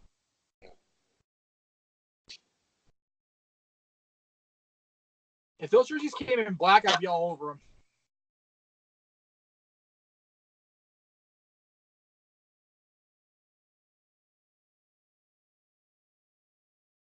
A lot of locker rooms in that place. Yeah, it's a big arena.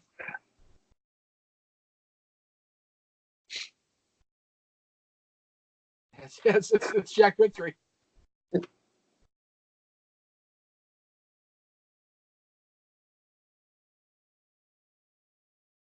Reading ECW magazine, funnier than hell. Frickin' Bubba. Oh, jeez, poor Jack. Two is already bad knees. Yeah. I remember Jack Victory subbed on a match. I believe he subbed for Mark Callis in a match after Mark had been released by WCW. That's how long ago he was in the business. Yeah. Right. It may have been further back. It may have been like during the Midnight Express angle where the original Midnight Express left the NWA and left Heyman behind. He's been around a long damn time, Jack Victory. Wonder whatever happened to that mean Mark Callis guy. I don't know. I heard about the WWE had some weird gimmick or something that never really quite panned out for him, I guess. I don't know. There's Tazz. And now Spear's dead, so go figure. With an extreme close-up. Yes. Well, always the Tazz. Extreme close-up, always. Well, there's the FCW shirt. Designed by Tazz, of course. I don't care who it is. I'm going to beat everybody's ass. I'm from Brooklyn. I'm going to block that asshole Jeff Meacham a few years down the line because he pissed me off because I made fun of Joey Ryan. He made fun of me, called me an Oompa Loompa. So fuck everybody. Beat me if you can. Survive if I let you. And you'll be just another victim. That's right. Just another victim. Yeah, you need the like. Yeah, the whole thing there. Yeah, exactly. Again, not hating on any Tazz, but just calling like I see it. I'm sure Tazz is actually cutting a decent promo right. I'm sure he is, and he always did. So you know, got to fill time here while they're talking before they're wrestling again. So you know, there we go. Was this before or after the FTW Championship? This is after. He actually unified the FTW Championship with the ECW Championship at the pay-per-view before this, Living Dangerously 99. Because right before he became the world champion, he knocked Sabu out and then dragged Sabu on top of him to have Sabu win the FTW Championship. What's funny is it was the belt that had Tazz's name engraved on it. So Sabu would take a little piece of tape and tape over Tazz's name all over the belt and write Sabu on it. Pissed Sabu off to no end. Yeah. And now everybody's talking. Get back in the ring. Hey, so much talking on this show. Too much talking. I guess this is what happens when you don't have like video producers making video packages for you. That's right. Although they actually used to have great video packages in ECW. I remember when Rob first won the ECW World TV title and was going to a match with Sabu at WrestlePalooza. They had a great little video package. It was about 5 minutes or so. Actually, it was pretty well done. And this is they're getting closer to TV too. They're actually getting close to national TV, so you think they have better production values by now. Yeah. But again, we're not hearing what they're saying, so maybe it's just Joey talking about the Dudleys because Joey hated the Dudleys as far as in story. Yeah. Yeah, because he was showing the format for the show a second ago. I think he's talking about how the Dudleys are going through everybody and taking everybody out in the process of getting the Tazz. Not as much as he hated Mike Awesome in 05. Right. Yeah. Which that commentary is just awkward now. Yeah, that commentary did not age well. No, not at all. Within a year, no less. Yeah.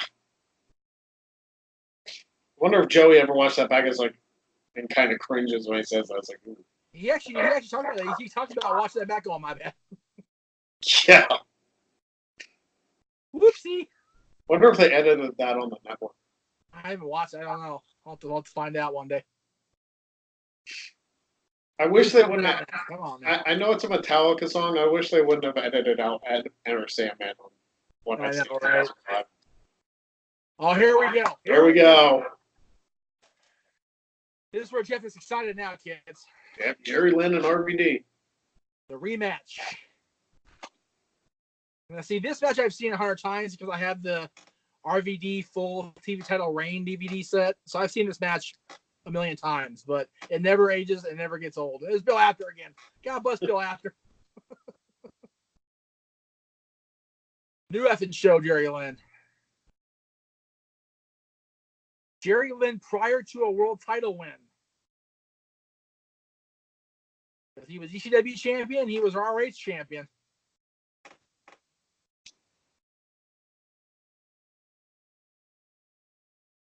I just want to say a time that he should have been winning titles anymore. But he did, damn it. You see that one song? I did. Yeah, I'm not repeating that one. No. I just want to listen to Pantera. I know. Well, actually, by now it's Kilgore's version already. Oh, okay. Yeah, they went Pantera for a little bit, and then you don't want back there. It's 419. Lightweight. There you go, kids. God bless the Rob Van Dam fans of the world. What's so funny about looking back at Jerry Lynn now, I tell this story every time I see Jerry Lynn on any screen whatsoever.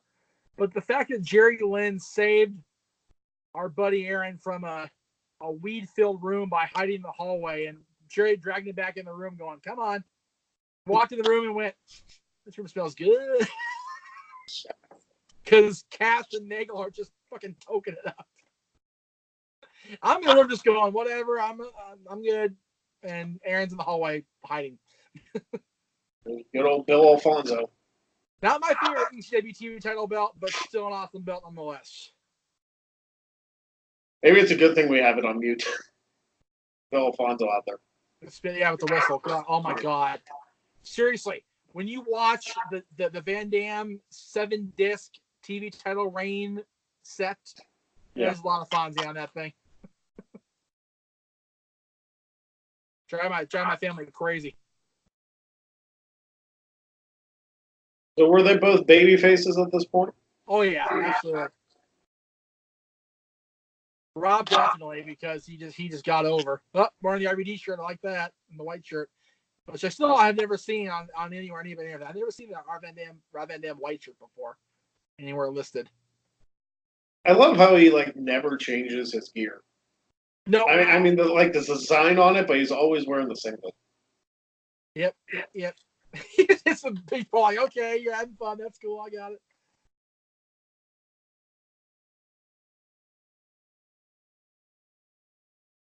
Sorry if I'm revering here. This is Rob at his best here, right here, guys. And I bet they wish Claudio was Van Dam, man. Oh, that's the sign. Yeah, we're definitely not repeating that. Yeah, that's the one I meant. Yeah, I thought that's what you meant, but I didn't get a good look at the sign until just now. Why would you throw that? Why would you risk getting your ass kicked? Because Van Dam will kick your ass. Yeah.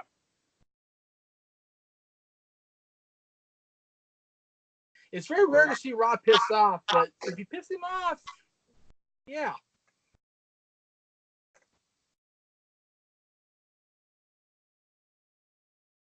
Hello, ladies. Want a good time? Call John Mayer. What the hell?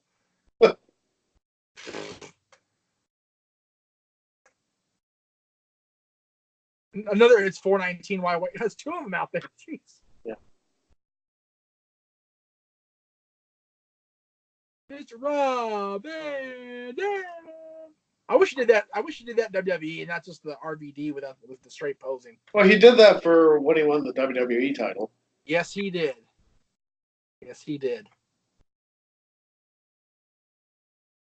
Still my favorite professional match to this day is these two guys the show before, Living Dangerously. As far as with Rob. But my favorite moment with Rob is when he won the world title, because we had just really become good buddies at that point, and we were all. It was the last time the XMV crew was all together. Yep. That was a good night. I remember that. Yep. Wish I could find that freaking DVD though. I want to watch some of this back. I found my hard drive, so I've got the whole series on my hard drive. So we'll have to work out getting it to you. Yeah. Just find a place to upload them all. I can upload them wherever I want. I just got to put it on private. That's all. Yeah. Or unlisted.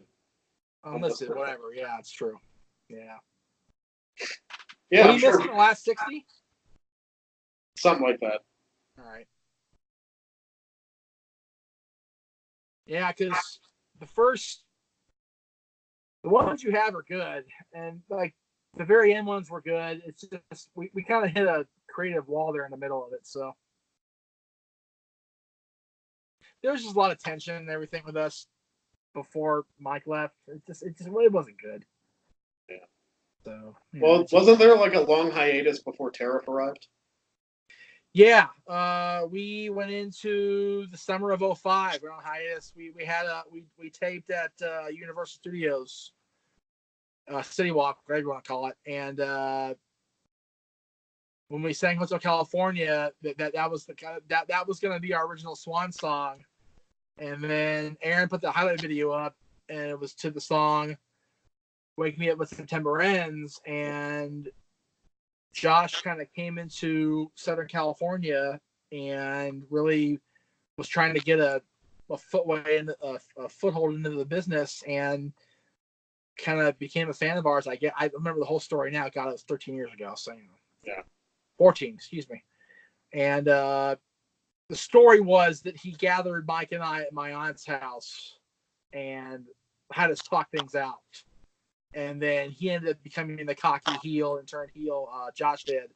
And it came to a head that Josh and Mike were going to have the fight. And then we were taping that fight and it started pouring down rain on us. And one of them got flicked in the face and actually got busted open legitimately. Yeah. And we all kind of went, this is stupid. Oh, RVD for 20 shirt. Yeah. And we decided to end the storylines. And within a couple weeks, Mike and Aaron came to a head for the first time, not the last time.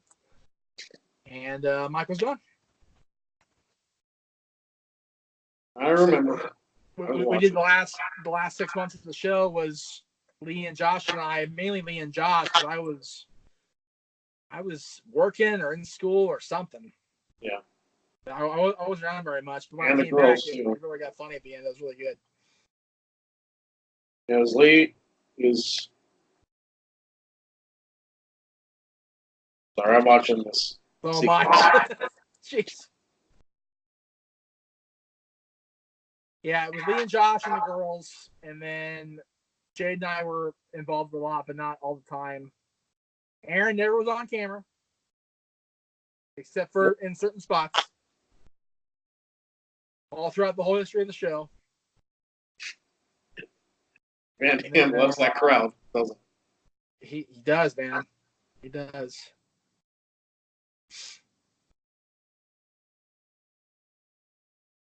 I'm sure he's supposed to be the heel in this scenario, even though the crowd. Well, he always did play kind of a cocky ass, but you know what? The people love him so much.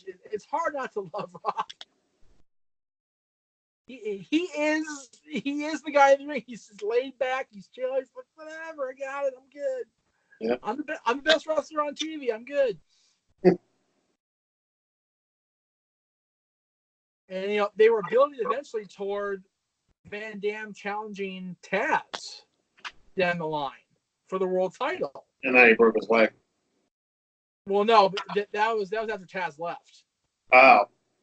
Tazz, I think he and Tazz were going to be at November to Remember for the title. I got you. And then Tazz signed. They ended up fighting at November to Remember for the TV title. And then Tazz was gone after that. Yeah, November to Remember was Tazz's last hurrah in ECW originally, before he, of course, did the whole thing with Awesome and came back and and then dropped the title to Dreamer. Who then dropped to Justin the same night. Yeah, that was interesting. I wish that was on the network. That'd be cool to watch that show back. It's not? I don't think Cyber Sam 2000 because it wasn't a pay-per-view. The ECW on TNN's not on the network? No, TNN is, but they only show they showed the Dreamer Tazz and Credible Dreamer matches at CyberSlam, which was an internet pay-per-view, and it wasn't on the main pay-per-view. So I can look later. I'm not doing it right now. I'm trying to watch Rob here, but I'm pretty sure it's not on the network. Highlights are, but not the full show. Yeah. Oh, jeez, that was nice. New effing show, and then hits him in the gut.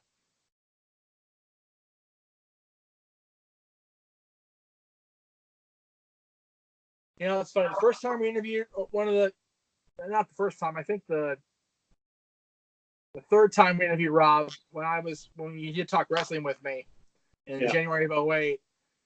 I asked him point blank if people can watch one RVD match and say, oh damn, Van Dam's he busted him open. See that? Mm-hmm. That kick busted Van Dam open. I forgot about that. Damn. That's a gusher. He's still talking trash. He is. I love it. And Van Dam told me point blank, either of these two matches, Living Dangerously or this one with Jerry Lynn, are my legacy. Now, granted, my defining moment is now against John Cena when I stand, but my legacy is with Jerry Lynn. Matter of fact, High Spots has a entire set. It's like 6 discs or something dedicated to RVD versus Jerry Lynn. Because they wrestled that many times. How many times did Jerry Lynn actually beat Van Dam? I think only once. As a matter of fact, if I'm remembering things right, when Van Dam came back from injury in 2000, when he came back from the ankle roll, he wrestled Jerry, and Scotty was with him, and Scotty cost Rob the match. That's how Jerry beat him, I think. And then, of course, they met at guilty as charged last show ever in the main event. Yeah.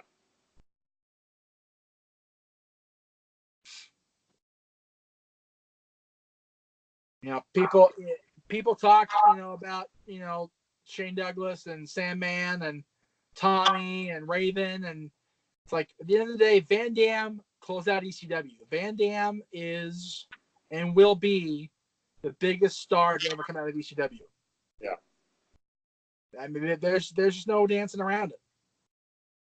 I'm trying to think, was this the match where Van Dam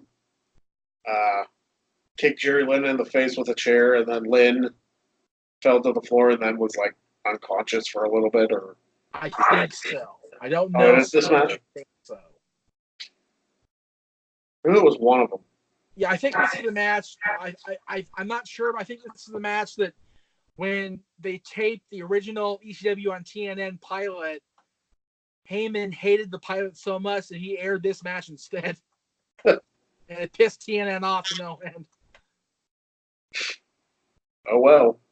Like, TNN never got it. They never did.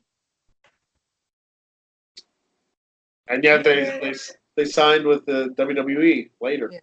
TNN used ECW to see if wrestling would work on the network, so they offered WWF millions of dollars. Yep. Oh my goodness. Well, you figure TNN/Spike TV had wrestling on it for many years. It did. Between ECW, WWE, and then they TNA. went right into TNA, yeah. I was legit surprised AEW did not end up on Paramount Network. I thought they were going to end up there for sure. But God bless Time Warner and TNT, man. Let's hey, they want to reinvigorate. Oh, it's a spot. Here it comes. Oh, nice move. Oh, nice move by Jerry. Oh, hit him with the other side of it. Yep. Oh! Here it is. Yep. Oh, my goodness. It is that spot. God. Fuck, he's checking on him. He made him go, it's good. I'm okay. Oh, my God. I'm sorry. It's just looking back at this stuff now and how much I've talked to Rob and I know Rob, and just looking back at his matches, I just chuckle.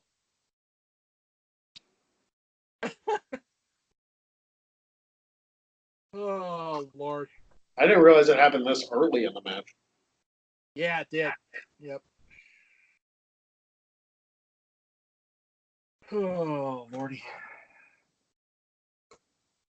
And of course, this is 99, so, like, you don't know, like, what to do in this situation. Yeah. Yeah, Jerry's out. Yeah. He's just 9/10. And the thing is, like, his face hit the mat too. Like, I thought it hit the concrete or something. It hit the mat and he's still loopy. Yeah. How strong Rob is. Jesus. It's scary how strong that dude is to this day. It drags him back out.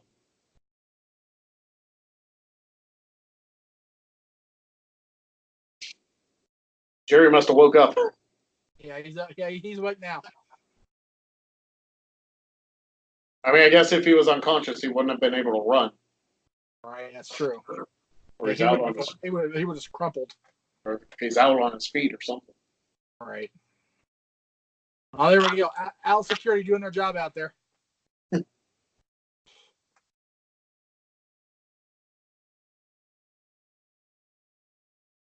you go. Flying Van Dam. That's it.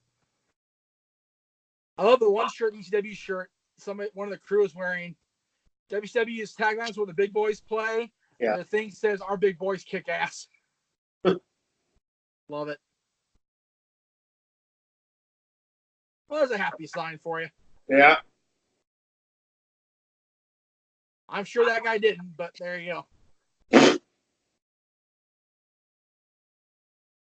Oh, I love the comments on Aaron's post on Facebook about us all being virgins. Like, you want to grab my 11-year-old out of the hallway? Love it. Oh, well. Where was that post? It's been on a few posts that Aaron posts every now and again when he'll post like a video of a group of us or whatever. Not me, because I've been on it forever, but every time he posts a group video, you guys will see all virgins hot. It's like, okay, dude. Okay. It's like, okay, that's an original comment. Yeah. I know I'm giving it credence by mentioning it, but it's just so stupid to me. It's like, well, I'm not, but I'm not exactly going to show you proof that I'm not either. You know? No. See, I have walking, living proof I'm not. Yeah, you have that. I don't have Cat yet. Yeah. So. No, well, you're working on it. It's all good. Uh-oh. I'm a spring-loaded pile driver. Oh, ow. Alabama Slammer. Rolling Thunder? Yep. Oh, shit. Nice. Nice save at the end there by Van Dam. And he still did. He's like, I am not taking this damn move again. Yeah, Jerry had his face on the mat and he still busted him open. Yeah. That's crazy.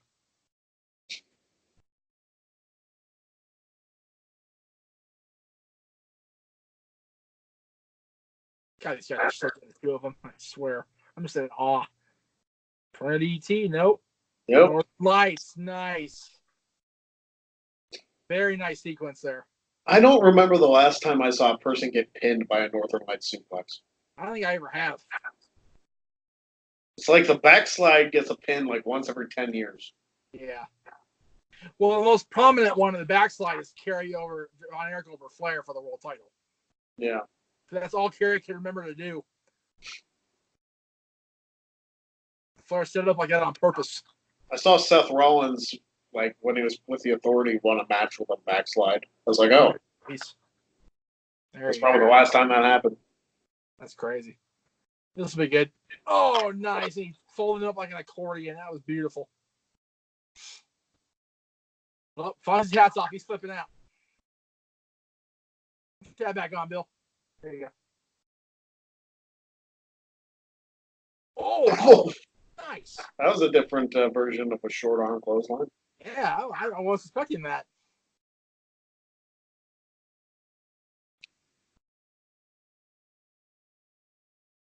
What does that shirt say on the cameraman? I missed what that shirt said. I was trying to read it, but I moved too fast. Another table. Do we really need more tables, Jerry? Think about the Dreamer Lance Storm match had a couple. Right. At least 2 or 3. At least. Reversal. Ooh, ouch. Foot to the face. Oh. Oh, no. I was waiting for the foot to the face, and then Van Dam like leaps on the rail. Yeah. I always wanted that shirt. The one with the logo there with the yellow writing. Yeah. I always wanted that ECW shirt. That's a cool shirt. I'm surprised WWE doesn't try to release more like ECW shirts like that. I know they should. Oh, Van Daminator? Yep, here it comes. Oh!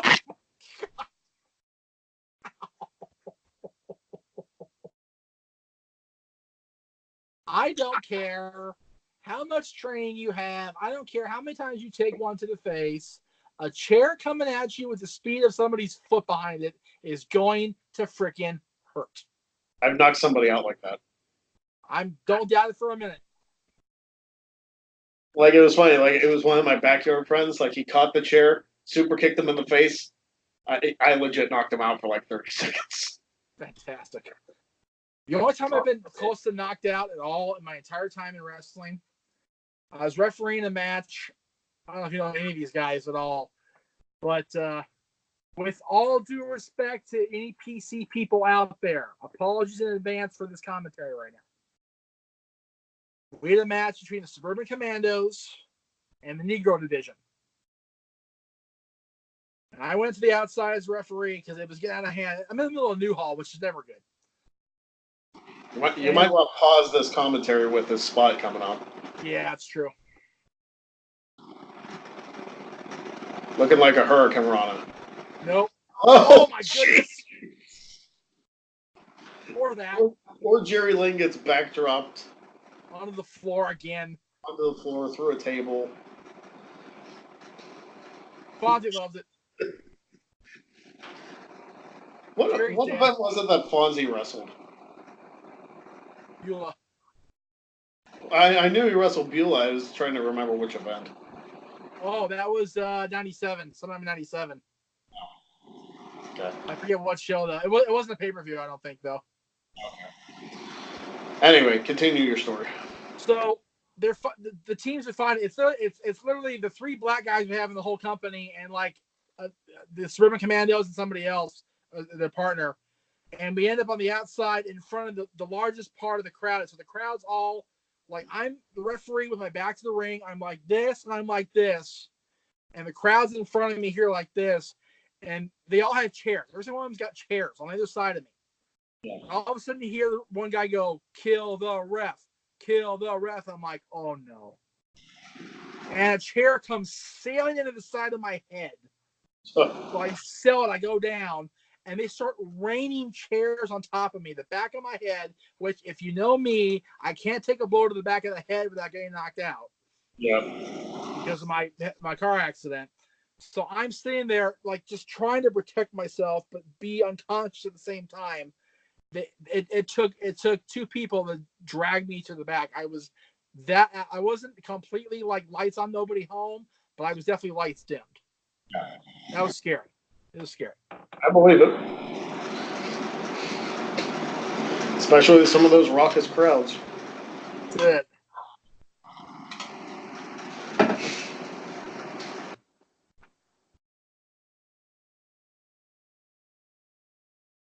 Yeah. Of course, in my hometown, I'm the one that gets messed up. Kind of like WWE crowd. If you're at home, you get beat up. Yeah. Very rarely does a hometown person win. Yeah, especially JR. Yeah. Poor JR. Oh, JR has won a match in Oklahoma before. This is true. He just took an ass whooping in the process. Yeah.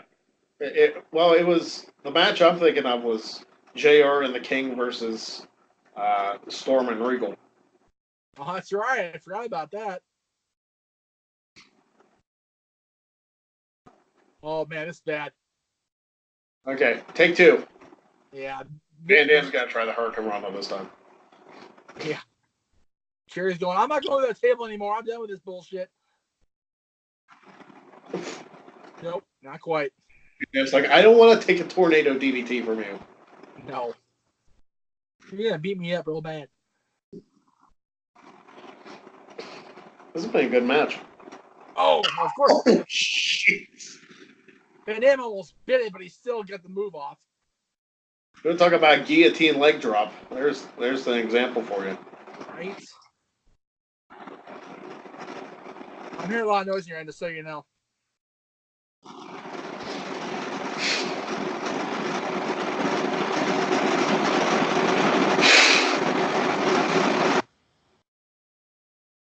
I keep hearing like static on your end. I don't know if it's the air or what. I think it is the air.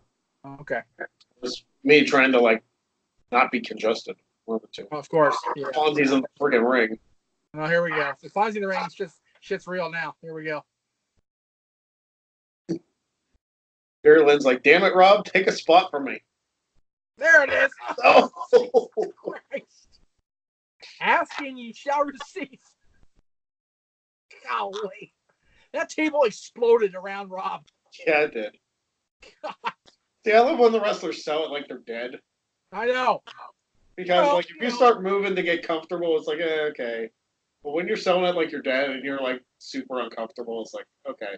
Well, in theory, if you're trying to make this reality based, if you're a grown man getting put through a wooden table at 90 miles an hour with your head first, you're going to be dead. Yeah. So that's how you sell that.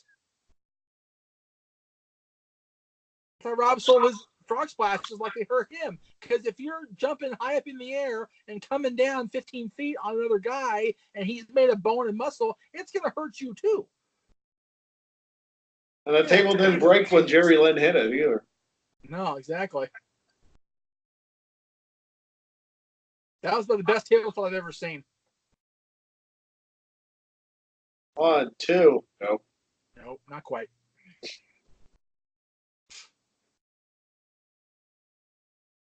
Yeah, beating that damn like that, baby. Oh God, Rob's face is getting worse. Oh yeah, he just went through a table. Yep. Here it is. Nope. Oh, he almost took Fonzie. Oh! He did hit Fonzie. He did get Fonzie. It's not Van Dam.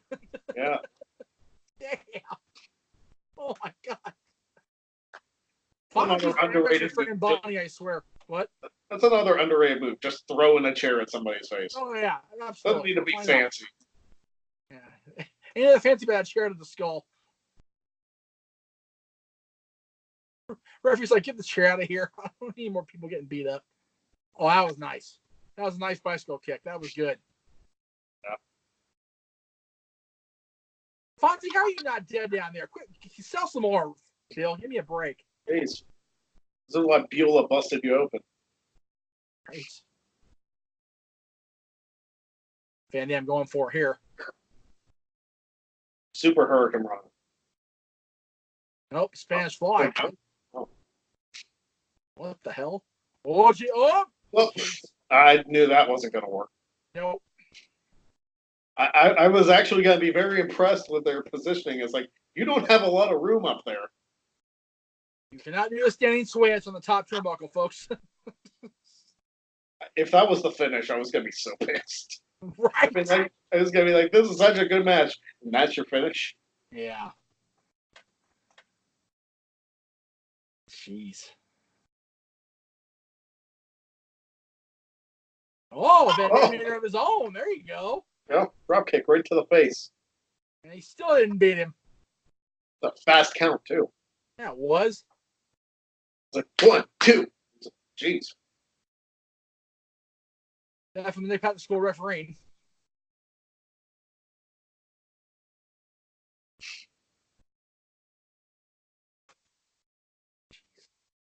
What's next? Oh, gee, what the hell? That was a botch. Yeah, it was. Pile driver. Oh, here we go. Nope.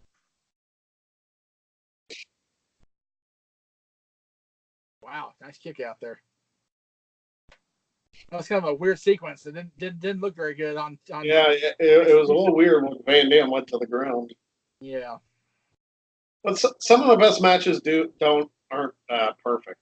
You know? No. Well, yeah. I don't remember there being a Van Dam Jerry Lynn match that was bad. This is just some weird spots here. That's all. Yeah. Like I said, you can't make a 6-disc set of one series of matches if there's a bad one there. People get pissed off. Oh, it's like a moonsault going old school. Old school Van Dam. So he beat Jeff Hardy in '97. Yep. But not Jerry Lynn, damn it. Not Jerry Lynn. I have to wonder, like Van Dam and Jeff Hardy in '97. I wonder if they ever thought years later they put on like superb pay-per-view matches with each other. I know, right? Well, we covered that for Invasion last week. We were talking about RVD and Jeff Hardy and have their histories intertwined with one another. Yep. We watched Invasion. Yeah, that's what I'm saying. 5-star? Here it comes. Like it. Boom! 5-star, 5-star. Man! He hit that. He hit all of it. Yeah, he got all of it. Now, can he get over to cover? Nope, he's going to kick out here, I'll bet you. Oh, nice! That was impressive. He immediately rolled him up. And now Rob's upset. Now he's pissed.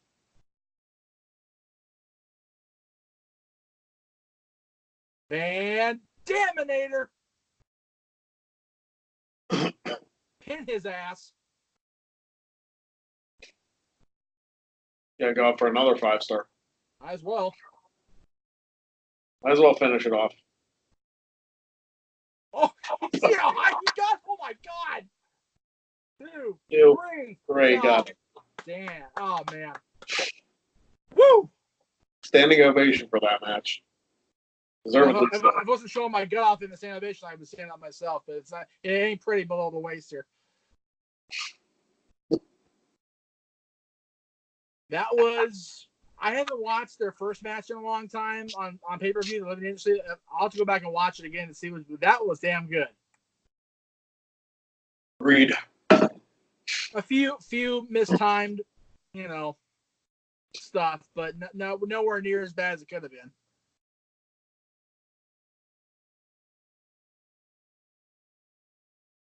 And the fact that they both bled so early, that was impressive. They came back and still put on a hell of a match. Well,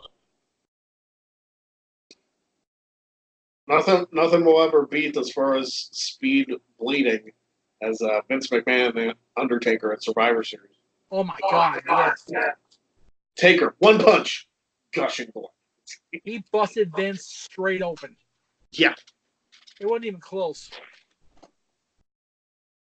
I wonder if Vince told Taker, hey, just punch me right in the head. Right? I bet you did. What we got here?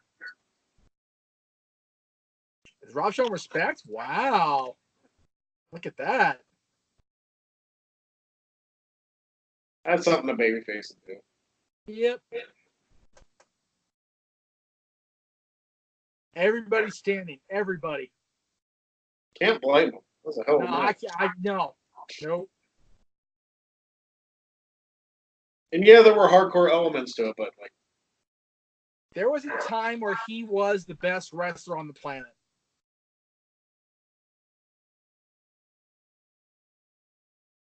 And it's it's a shame that by the time he got the world title, it was already it was like, well, here you earned this, and it's like, yeah, where was it like 5 years before? I mean, do you count his 2-minute undisputed title reign in 2002? I don't, because they explained it enough right away where there was a reason why it didn't count. Yeah. Like okay, people get on my case because I don't count Jeff Hardy, I don't count Van Dam, but I count DiBiase. It's like, here's the thing with DiBiase. DiBiase defended the title twice. Yeah. What Jeff Hardy one are you talking about? When he beat Undertaker in the ladder match? He didn't beat Undertaker. Oh, that's right. He almost did. What am I thinking of then? I don't know. Yeah. Oh, you know what? Not Jeff Hardy. I'm sorry. Angle? Jericho.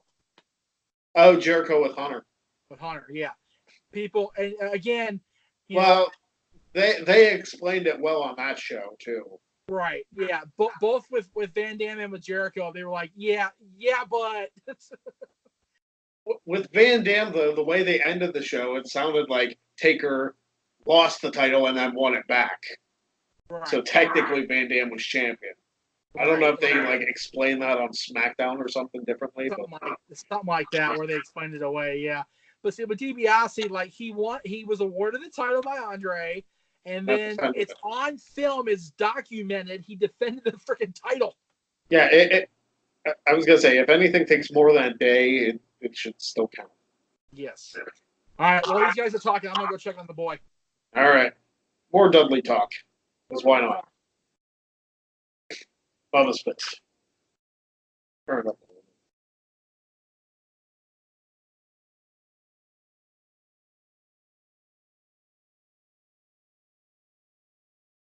Can't really hear.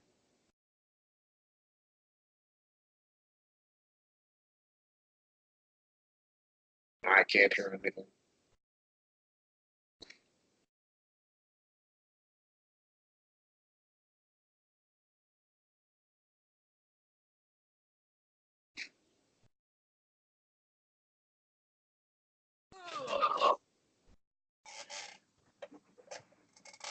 Bubba's officially challenging Tazz, it looks like. There we go.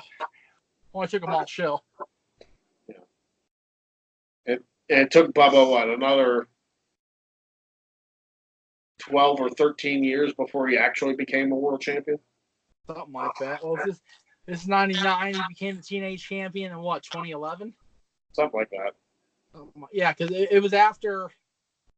It may have been 2013 even. Oh, they got Chris Chetty. That's how they got the Tazz. That's Tazz's cousin. That's where they got the Tazz, is beating up Chetty. Yeah. That makes sense now. Okay, it's all making sense. Maybe the other guy was Maybe broke his hand. Punch him in the face. Maybe the bald guy was C.W. Anderson. Oh my goodness. Yeah, Devon legitimately hurt his hand doing that to Chetty, so they pulled him out of the match.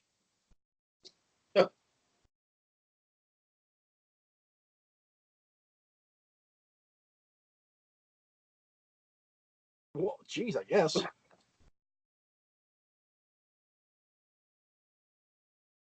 Look out, this big dick, Dudley. I turn the volume up a little when you're gone, because it's like otherwise I'm just sitting here watching people talk. Right. Yeah. And Joey Styles is still mad at the Dudleys. Yeah. Yeah, Joey was always, as Bubba and Devon got more hardcore and got more intense and violent and perverted, he just despised them. Yeah. I'll never forget the last night they had ECW where they won the tag titles from Balls and Spike, I think it was. And then Dreamer and Raven beat them, and Raven came out at the very end to help Tommy, and Tommy was mortified that Raven was his partner.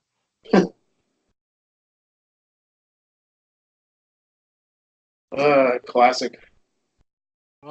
Justin, there's Jazz. Look at Jazz. Jazz. Holy crap. Damn.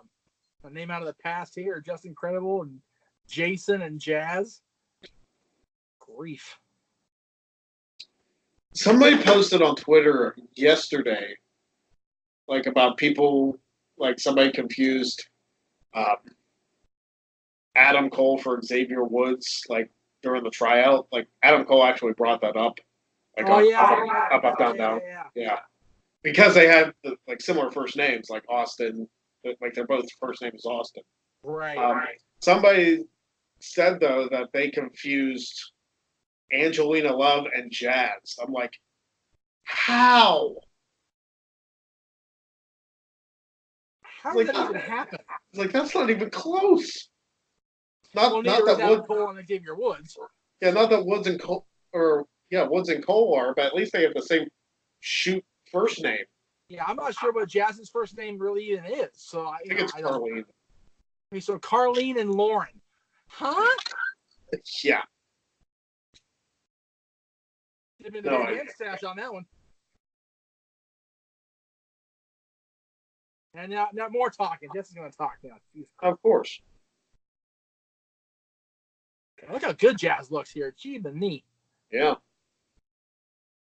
And she's still right. Well, she's not right now, but she was up until The Crockett Cup was still wrestling. Yeah. Longest reigning NWA World Women's Champion in many a moon. You tell him, Aldo. That's right. Give him hell, PJ. Throw it up for the boys one time. Oh, wait. You were never. That's right. You weren't officially. Not officially, I guess. You just get the paintbrush because you were a little dick. I guess he wouldn't have had I guess he wouldn't have worn a jock strap as a mask if he was officially a member. Right. Yeah. That doesn't want to happen to Sean Waltman. Yeah. But then again, Sean Waltman ended up in a diaper with baby powder on it, so there you go. By his own buddy, Scott Hall. Well, right. So, which made it not as bad, I guess. Yeah. And 96 was a weird year for them. They were all still together in the company because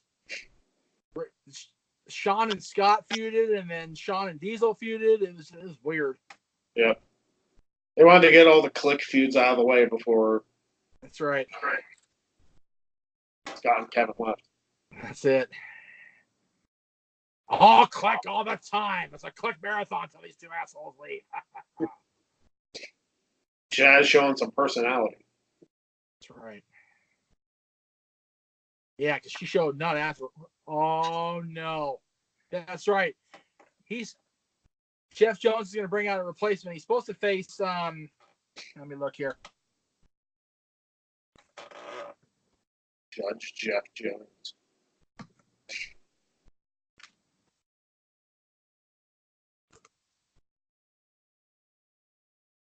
Don't look it up. We're going to see.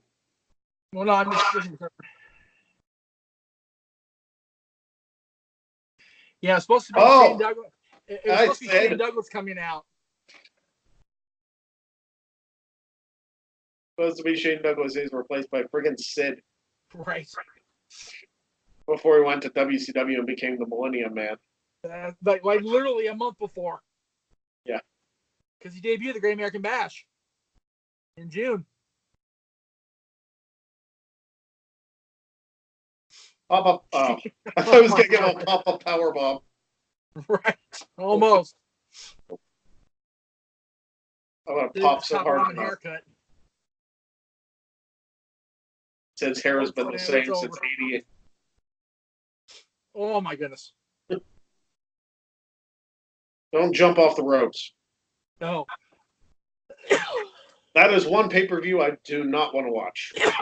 We're not going to. I can't watch that match to this day. No. I can't watch the full clip. Like I get to like when he's in midair, I'm like, can't do it. Nope. Can't watch it.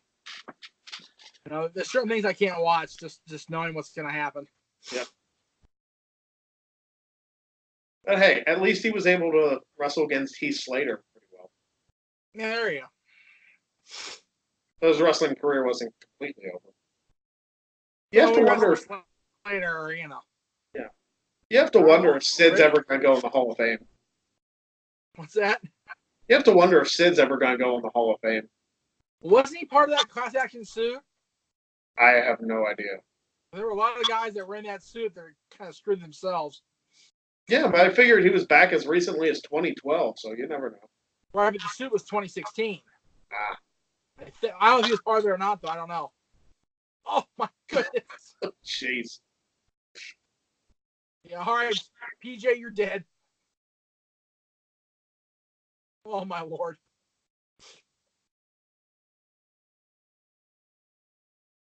This is for the click there, PJ. Yeah. You probably wish you were Aldo now. Right. Where's your drop strap now, boy? Oh, here we go. Impact players. Yep. What did you do, Lance? That was the greatest thing of all time. Is Sid's whole gimmick no-selling everything? I don't know. Yeah, pretty much. He's not got to take a bump or nothing. All right. I'm not paid to take bumps in ECW, damn it. But I'll tap the Benoit, though. Oh, there we go. Power in the eyes. There we go. Classic stuff. Mind you, the barbershop in '92. Right. Same hairstyle then too.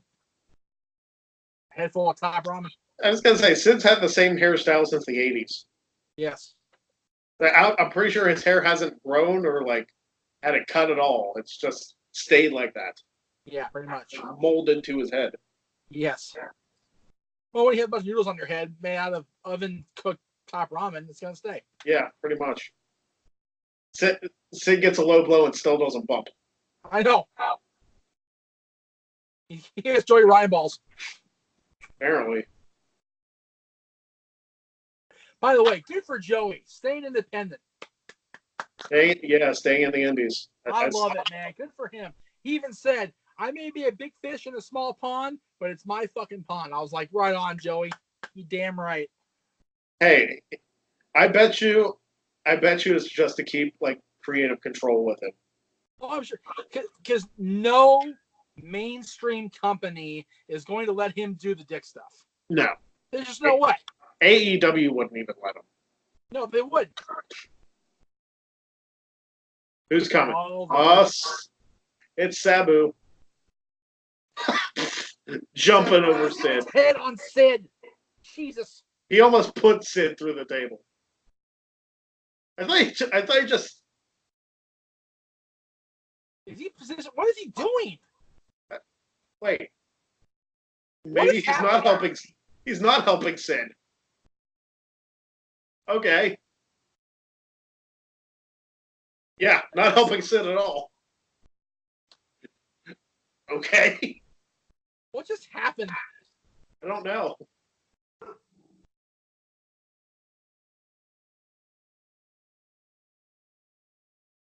I don't know how to call this. Because he jumped over Sid to help the Impact players. I think he did hit Sid with a chair, though. I think he did, too. He just punched one of the out security guys. He's going to put him through a table. Because why not? Whoa! That move's always hit or miss for Sabu. I was kind of glad for him that he like hit it in WWE against. Yeah, me too. I still say the finish in Mysterio was bullshit, though. Yeah, that was kind of a ridiculous finish. Especially in ECW, like, come on. It's almost as bad as ending a Hell in a Cell in a no contest. Oh wait.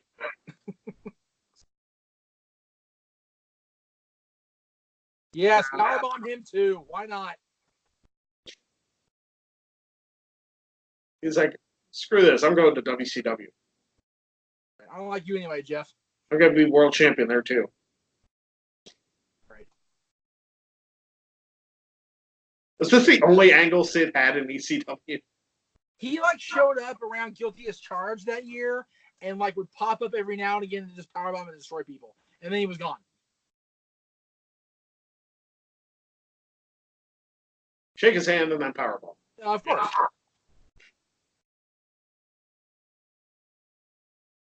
That's a big guy. He's driving the air like that. That's crazy. Of course, Jeff Jones going to manage Mike Awesome, so he went somewhere. Yeah. Briefly. And then Sid became WCW champion. Within a year of this. Yeah. About 8 months. Yeah, give or take. I watched, just for my own edification, I watched a video with every single WCW title change. Oh, wow. And once it got to 2000, I was like, oh. Well, just the sheer number of times it changed hands between January 4th, 99 and March 26, 2001. You're like, how many times it was vacated and then like given to somebody else? It was like, geez, oh man. You know it's crazy when Scott Steiner is the voice of stability in the title. Yeah. Just saying.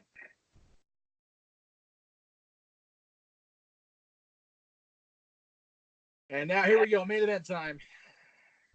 I'm still trying to figure out how the company didn't know Benoit was going to leave.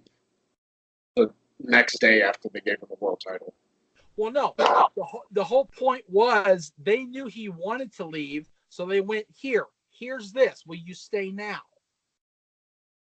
And he went, Yeah. I'm good.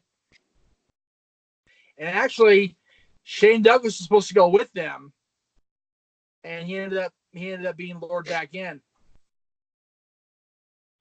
I find it hard to believe that Shane Douglas ever wanted to go back to WWE. Well, he when he found out they were on WWE, he was like, Here we go. The same sign's back again. Sign guy Dudley, you didn't have enough time to make more signs? No, she basically holding the tag belts for Bubba Deal, and they're kicking everybody's ass in the back.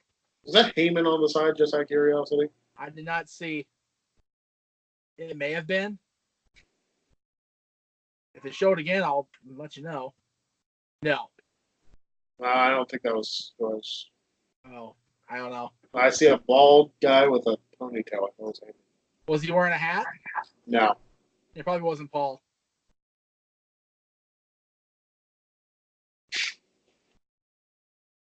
Bubba out here alone to face Tazz for the title by himself. Well, not by himself. He's got Sign Guy with him. Get new signs, Sign Guy. I know.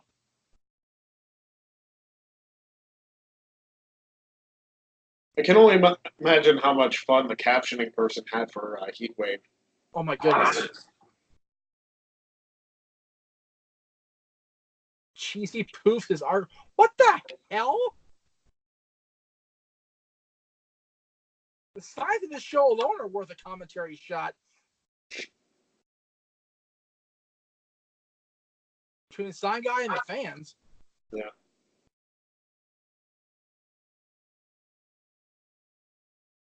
People do not appreciate how evil the Dudleys were in ECW. I don't think people even realize it today. They don't. They were freaking heat magnets in ECW. Seriously. People that were not fans like teenage or older fans at this point have no idea the scope at which Bubba and Devon and Gertner and Sign Guy were reviled. Like, people legitimately would... Seriously, you talk about the Hair Arena. There was damn near a riot. Mm-hmm. There we go. The Kurt Angle sign. Follow this Kurt Angle sign. Yep. Angle before he started with WWE. That's right. He was in developmental by then, though. Yeah. And he did like that one-off segment with Tiger always singing before that. Yes. Yeah. That's right. He did. Tazz effing sucks. Well, that's a happy sign. Yeah, seriously, if I ever see those jerseys in black, I'm going to buy one. I kind of want one of those jerseys. The ECW. Matter of fact, I think they wore them in black the night of One Night Stand. They might have. I'm about to go back and look again. I think they did. I think so too. Because they didn't come out with tie-dye. Like they had something over them. I'm pretty sure they wore those. No, they wore the tie underneath the jersey though. Yeah, they wore the tie-dye underneath, but like I'm saying, I feel like they wore those for like the Raw before One Night Stand, like the black one. That sounds accurate. Okay, cheap plug while Bubba's talking. I do a live stream every Sunday, and I bring out the wheel pen set, and I give away shirts and do wrestling entrances and whatnot. Check it out. On this channel? No, on the No DQ channel. Oh, okay. Just follow me on Twitter at PA Sensation. You can figure out when they are. I'll get my plugs out now before the end of the show. There you go. _ Jeff Meacham. Find me on social media. There you go. There you go. At PA Sensation. Buy a shirt. Buy a shirt. Oh, they finally started running the Outsider ads for the T-shirt on Nitro. Buy a shirt. There you go. Yeah. Kevin Nash says it on the NWO shirt. Scott says on the Outsider shirt. There you go. I figure while Bubba's still talking, we get our plug in. He's still talking. So with the Wheel of Pens, then all you have to do is donate a $10 super chat while you're watching the stream, and I will spin the wheel for you, and you can get either wrestler entrance, me singing a song, me dancing, or you win one of my pro wrestling T-shirts, which typically costs about $25 after shipping. So for a $10 super chat, it's a hell of a deal. And when are you doing this? The next show? Every Sunday at 3 p.m. Eastern. All right, so Sunday at noon for me. I'll keep that in mind if I'm at home. Here we go. Here we go. Here's Tazz, badass Tazz. Here we go. Full-blown Tazz without the shirt. He's got the towel. Tazz, the towel, the belt, the singlet. Didn't need anything else for Candido, I guess. No. Well, he would have, if it had been a main event, it would have been like this, but Candido wanted to fight him then. Oh, okay.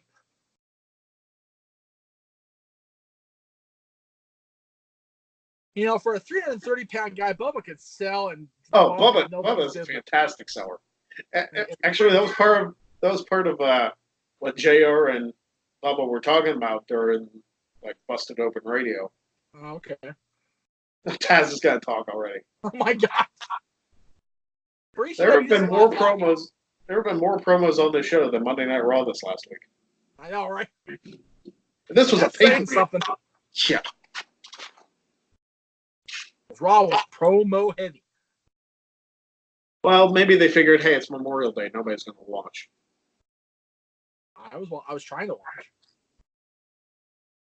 I mean, I guess that's their excuse. There we go. Now we're starting. Here we go. Yeah. Get together, Finnegan. That's right.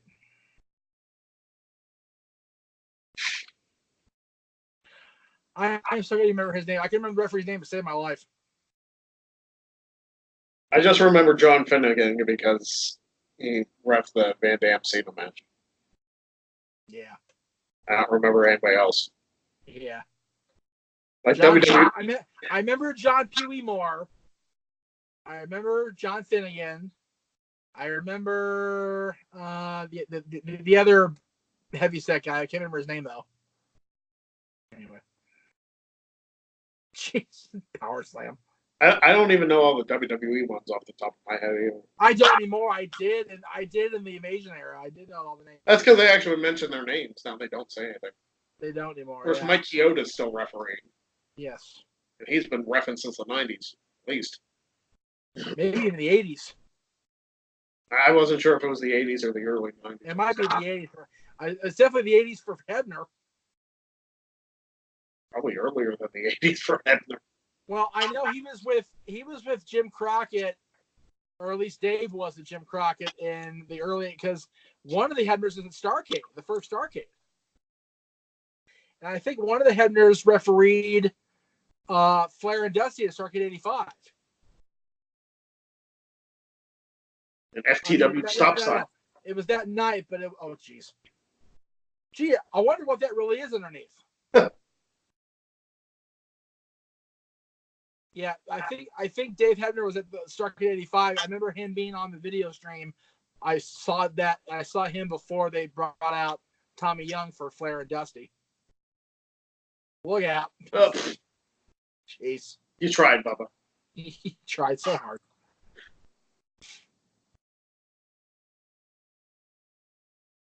We got to ready outside. He's down. You know, I do kind of like the shows where the ramp is level with the ring. Yeah. Not all of them, but like you can do different spots with that too. Right, exactly. Well, WCW had that for a long time. They had the ramp going into the ring for most of the clashes early on. And I know. Pay-per-views.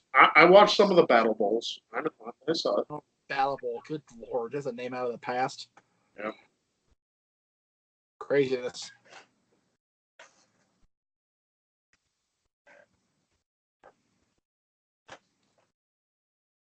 They're just fighting in the crowd. Crowds just trying not to get killed in the process, you know. That'll have a good crowd fight.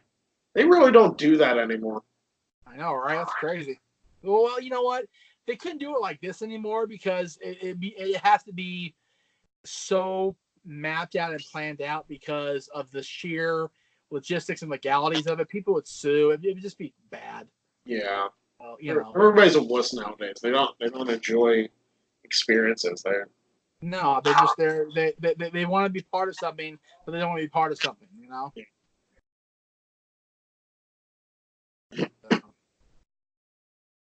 They can't go that far because there's no big screens during this time. Right, yeah. So people can't see, so they want to be part of the crowd so they can follow the crowd and see what's going on. Oh, it's just screaming and throwing signs now. Yeah. Don't mind me. I'm just going to throw your sign back at you and give you a paper cut. I guess they are going to go backstage. Well, not only backstage because they're going back in concessions because there's people waiting for them. Maybe there were screens so people could see. I don't know. Oh, geez. They're fighting on a merch table or some sort of table. Like a little mini bar? Oh, my God. They ruined the mini bar. The horror of it all. They spilled my drink. I spilled my ECW. Oh, wait, my drink. Crap. ECW. I don't know what to do. This is why you need additional cameramen. That's right. There you go. Thank you. Oh, Bubba's busted. Bubba's bleeding on his cheek. One of the fans punch him. I think he pushed the fan back. Wait. Holy crap. See, you can get rid of this stuff now. There's just no way. Yeah. Oh, no. All right. Okay, thank Because you. Go. I know, I'm just trying to Okay, thank you. Sorry about that. That's fine. Tazz is busted, too. Everybody's bleeding already. Why not? It's the main event. Everybody's going to bleed now. It's time to bleed. Dad brought home Wendy's. Yeah. Watch a Flair match. He'll show you how to bleed. That's right. Except against Steamboat. Didn't bleed against Ricky. Didn't have to. No. Like I said, we got to watch those at some point. Random thing, when Flair won the title from Vader, it was such a weak finish. Oh, I know. The roll-up was so bad. But Flair bled buckets that night in Charlotte, though. Man, Tazz is a mess. What event was it where Dusty fought Steve Corino? Oh, sometime in 2000. Hold on. Because it was weird seeing Dusty in an ECW ring, but Dusty full on freaking went to it. Oh, here we go. Yeah, Dusty bled a Oh that my night. gosh, That was Tazz bad. is ridiculous. Yes, he is. And that suplex was a thing of beauty too on Bubba, who's like 320 or something. Yeah. There you go. Living Dangerously 2000. Oh, there's Devon. He's fine. Yeah, he's all right. Yeah, Steve Corino and Dusty was Living Dangerously 2000. Texas Bull match. Okay, they beat each other up with chairs. Why do you have to jump out of the ring? Right? Beat each other with chairs, fought in the crowd. They're both bleeding. Everybody's bleeding. Look out.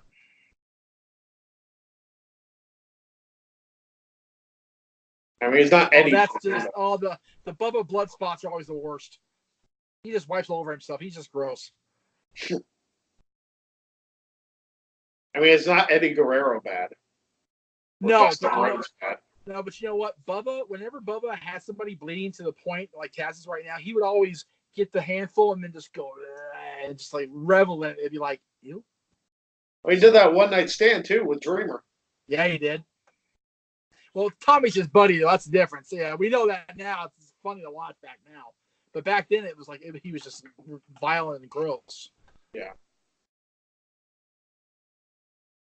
But yeah, they said it so many times in the Rise and Fall. The Dudleys were the most disgusting, vile pieces of crap human beings on the planet. And they earned that title every night in ECW. Yeah. They were just disgusting people, and just they were the heel of heels. More tables. Jesus. How many tables have been broken on this show? At least a case full. Yeah. And not all of them by the Dudleys. No. Matter of fact, this is the first one of the Dudleys that have been broken. At least I'm pretty sure, anyway. Yeah, together. Yeah, because all I did at the beginning of the show was 3D on Tazz. They didn't use the table then. Yeah. God, Tazz is a bloody crimson mass, man. He's a mess. Well, if I threw him out of the ring, it's like, I need more time to adjust this table. That's right. This table's not quite where I want it to be yet. Like, I need to adjust it for the spot. Yeah. You're in the way, Tazz. You're screwing the spot up. Okay, now I'm confused. What the hell's going to happen here? Tazz, you see what Tazz just did? Yeah, use a singlet. Face. That's gross. That's all you have, because, I mean, if That's what you got. Hey, it is what it is. your hands are already covered with blood, it's not really going to help. No. Damn. Tazz is bleeding a lot. He's bleeding profusely. Yeah. He's bleeding a gusher. Something hit him hard in the head. He probably cut too deep. Bubba, you spent like 25 minutes setting that table up. Right? I want you to kick it back down. I don't care anymore. I'm pissed off. Oh, wait, Tazz. They're just going toe-to-toe now. Jesus Christ. These two beat the crap out of each other for the last few minutes. Now they're just going toe-to-toe in the center of the ring. Oh, no. Oh, no. Oh, Finnegan. Down goes Finnegan. Down goes Finnegan. Bubba Bomb. There's Pee Wee Moore, I think. I think that's Pee Wee making the count now. I was going to say, where's Gertner, but his face is probably still on fire. Yeah, Gertner's face is on fire at this point.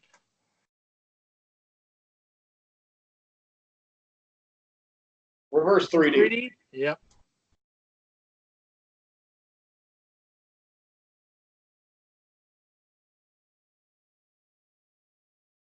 Way too long for the cover there. Come on now. Jeez.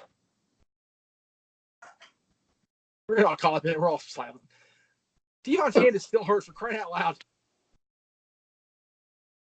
Well, it's taped up, so. Yeah, I'm pretty sure he broke his hand on Chetty for real. See? 3D? Nope. DDT.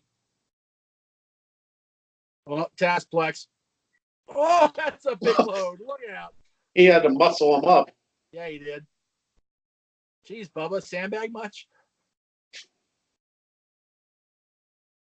Here we go. 1, 2. Nope. Oh. Not quite.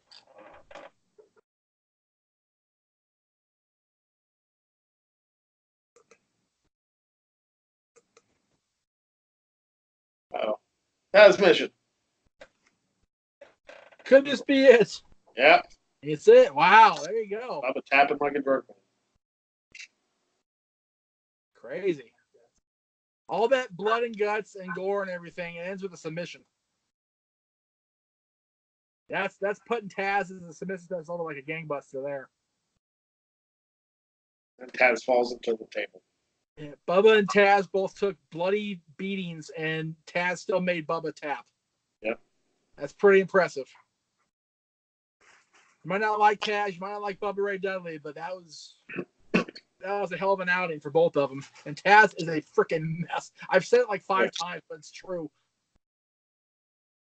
Look at that. Jeez. You just don't see that anymore. No, and you know what? And honestly, you did with Custom Rhodes, but. And honestly, should you? Like, really? I mean, it's 2019. Do we really need blood like that in frequency? Not necessarily. If it adds to the story. Right. Like, with Dustin, it made for part of the story. So that, I totally get that. But, you know, a one-off like this where it's not going to really go anywhere. Yeah. Like, if that happened today, probably not so much. Stream replays. Here we go. Oh, the whole show. They're showing the whole show. See? The fire wasn't. That was an even worse angle. I know. God. The fact that Mahoney actually put lighter fluid in his mouth is just gross on so many levels. Oh, you know what? It was a water bottle. I thought it It was. was. They showed the slow motion there. I didn't see it. It was a water bottle. There you go. Good call, Greg. What? Yeah, death. Oh, In like yeah. 3 seconds. Oh. Jeez. Landstorm stabbing. Landstorm being hardcore for the first 5 minutes of his career. Yeah. See, look at that. Knee in the face. She kneed Don right in the face before she hit the Bronco Buster. He's like, hey, if you're going to take this, you're at least going to get some pain out of it. Right. Here. Hang on 1 second. All right. Well, the pay-per-view is about to finish, so.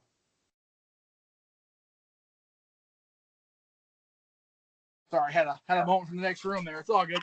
And kick and face first into the mat. He went face. He hit the mat and he still busted him open. That's how hardcore the match was. Yeah. Table didn't break until That one did. hit Van Dam with a chair, throw the chair across. Throw the chair at Fonzie. God almighty. What a beautiful frog splash. Sweet. And here's the other one. Yep. Damn. Nobody gets as high as Van Dam. Yeah. More ways than one. In more ways than one. Whoa, okay, he's okay. he's okay. Oh, jeez. Stop. In more ways than one. You see how bad Tazz is bleeding there, right bloodied there. somehow in the crowd brawl. That Right. suplex was amazing. Yeah, it was. A bloody mat. That's gross. Oh, man. Oh, jeez. Blood's just splattering everywhere. Good grief. You had Judgment Day 04 on the list for this too, didn't you? I did. So it was either this or watching Eddie bleed like a faucet again. Either one is gory. Yeah. Damn. All right. Well, there you go. Yeah. All right. Come on, in the show. And the show. That's right. Fade to black. All right. There we go. Fade black. All right. So let's put that back on home screen. And then fish tank. Okay. Well, thank you all for watching along with us. It wasn't quite as long as Invasion, thank God. Yeah. Invasion was good, but it was long. So It was long. We're gonna try to avoid the 4 or 5 hour pay-per-views. if I can help it, we're not going to do anything past 3 because the modern shows are just ridiculous. Yeah. So, I mean, if we get to when we get to January, we may watch the Rumble matches, right. but not the entire pay-per-view. No. Well, As a matter of fact, depending on the I may just do a month of Rumble matches. Just make Oh. it. But depending on the pay-per-view, like if it's 2004, I mean that had Shawn and Triple H too, so And 03 had Angle and Benoit, so absolutely. gotta watch that. With that said, don't forget to check out Twitter _Jeff Meacham for the new poll coming up next week. It'll be a choice of June 7th shows. Right now, Insurrection 2003 is leading by quite a pretty big margin, but ECW versus WWE head-to-head's catching up to it, so we'll see what happens. For the PA Station, Greg Sherry, I am Jeff Meacham saying we will see you next time. Cool. We got the plugs out during, so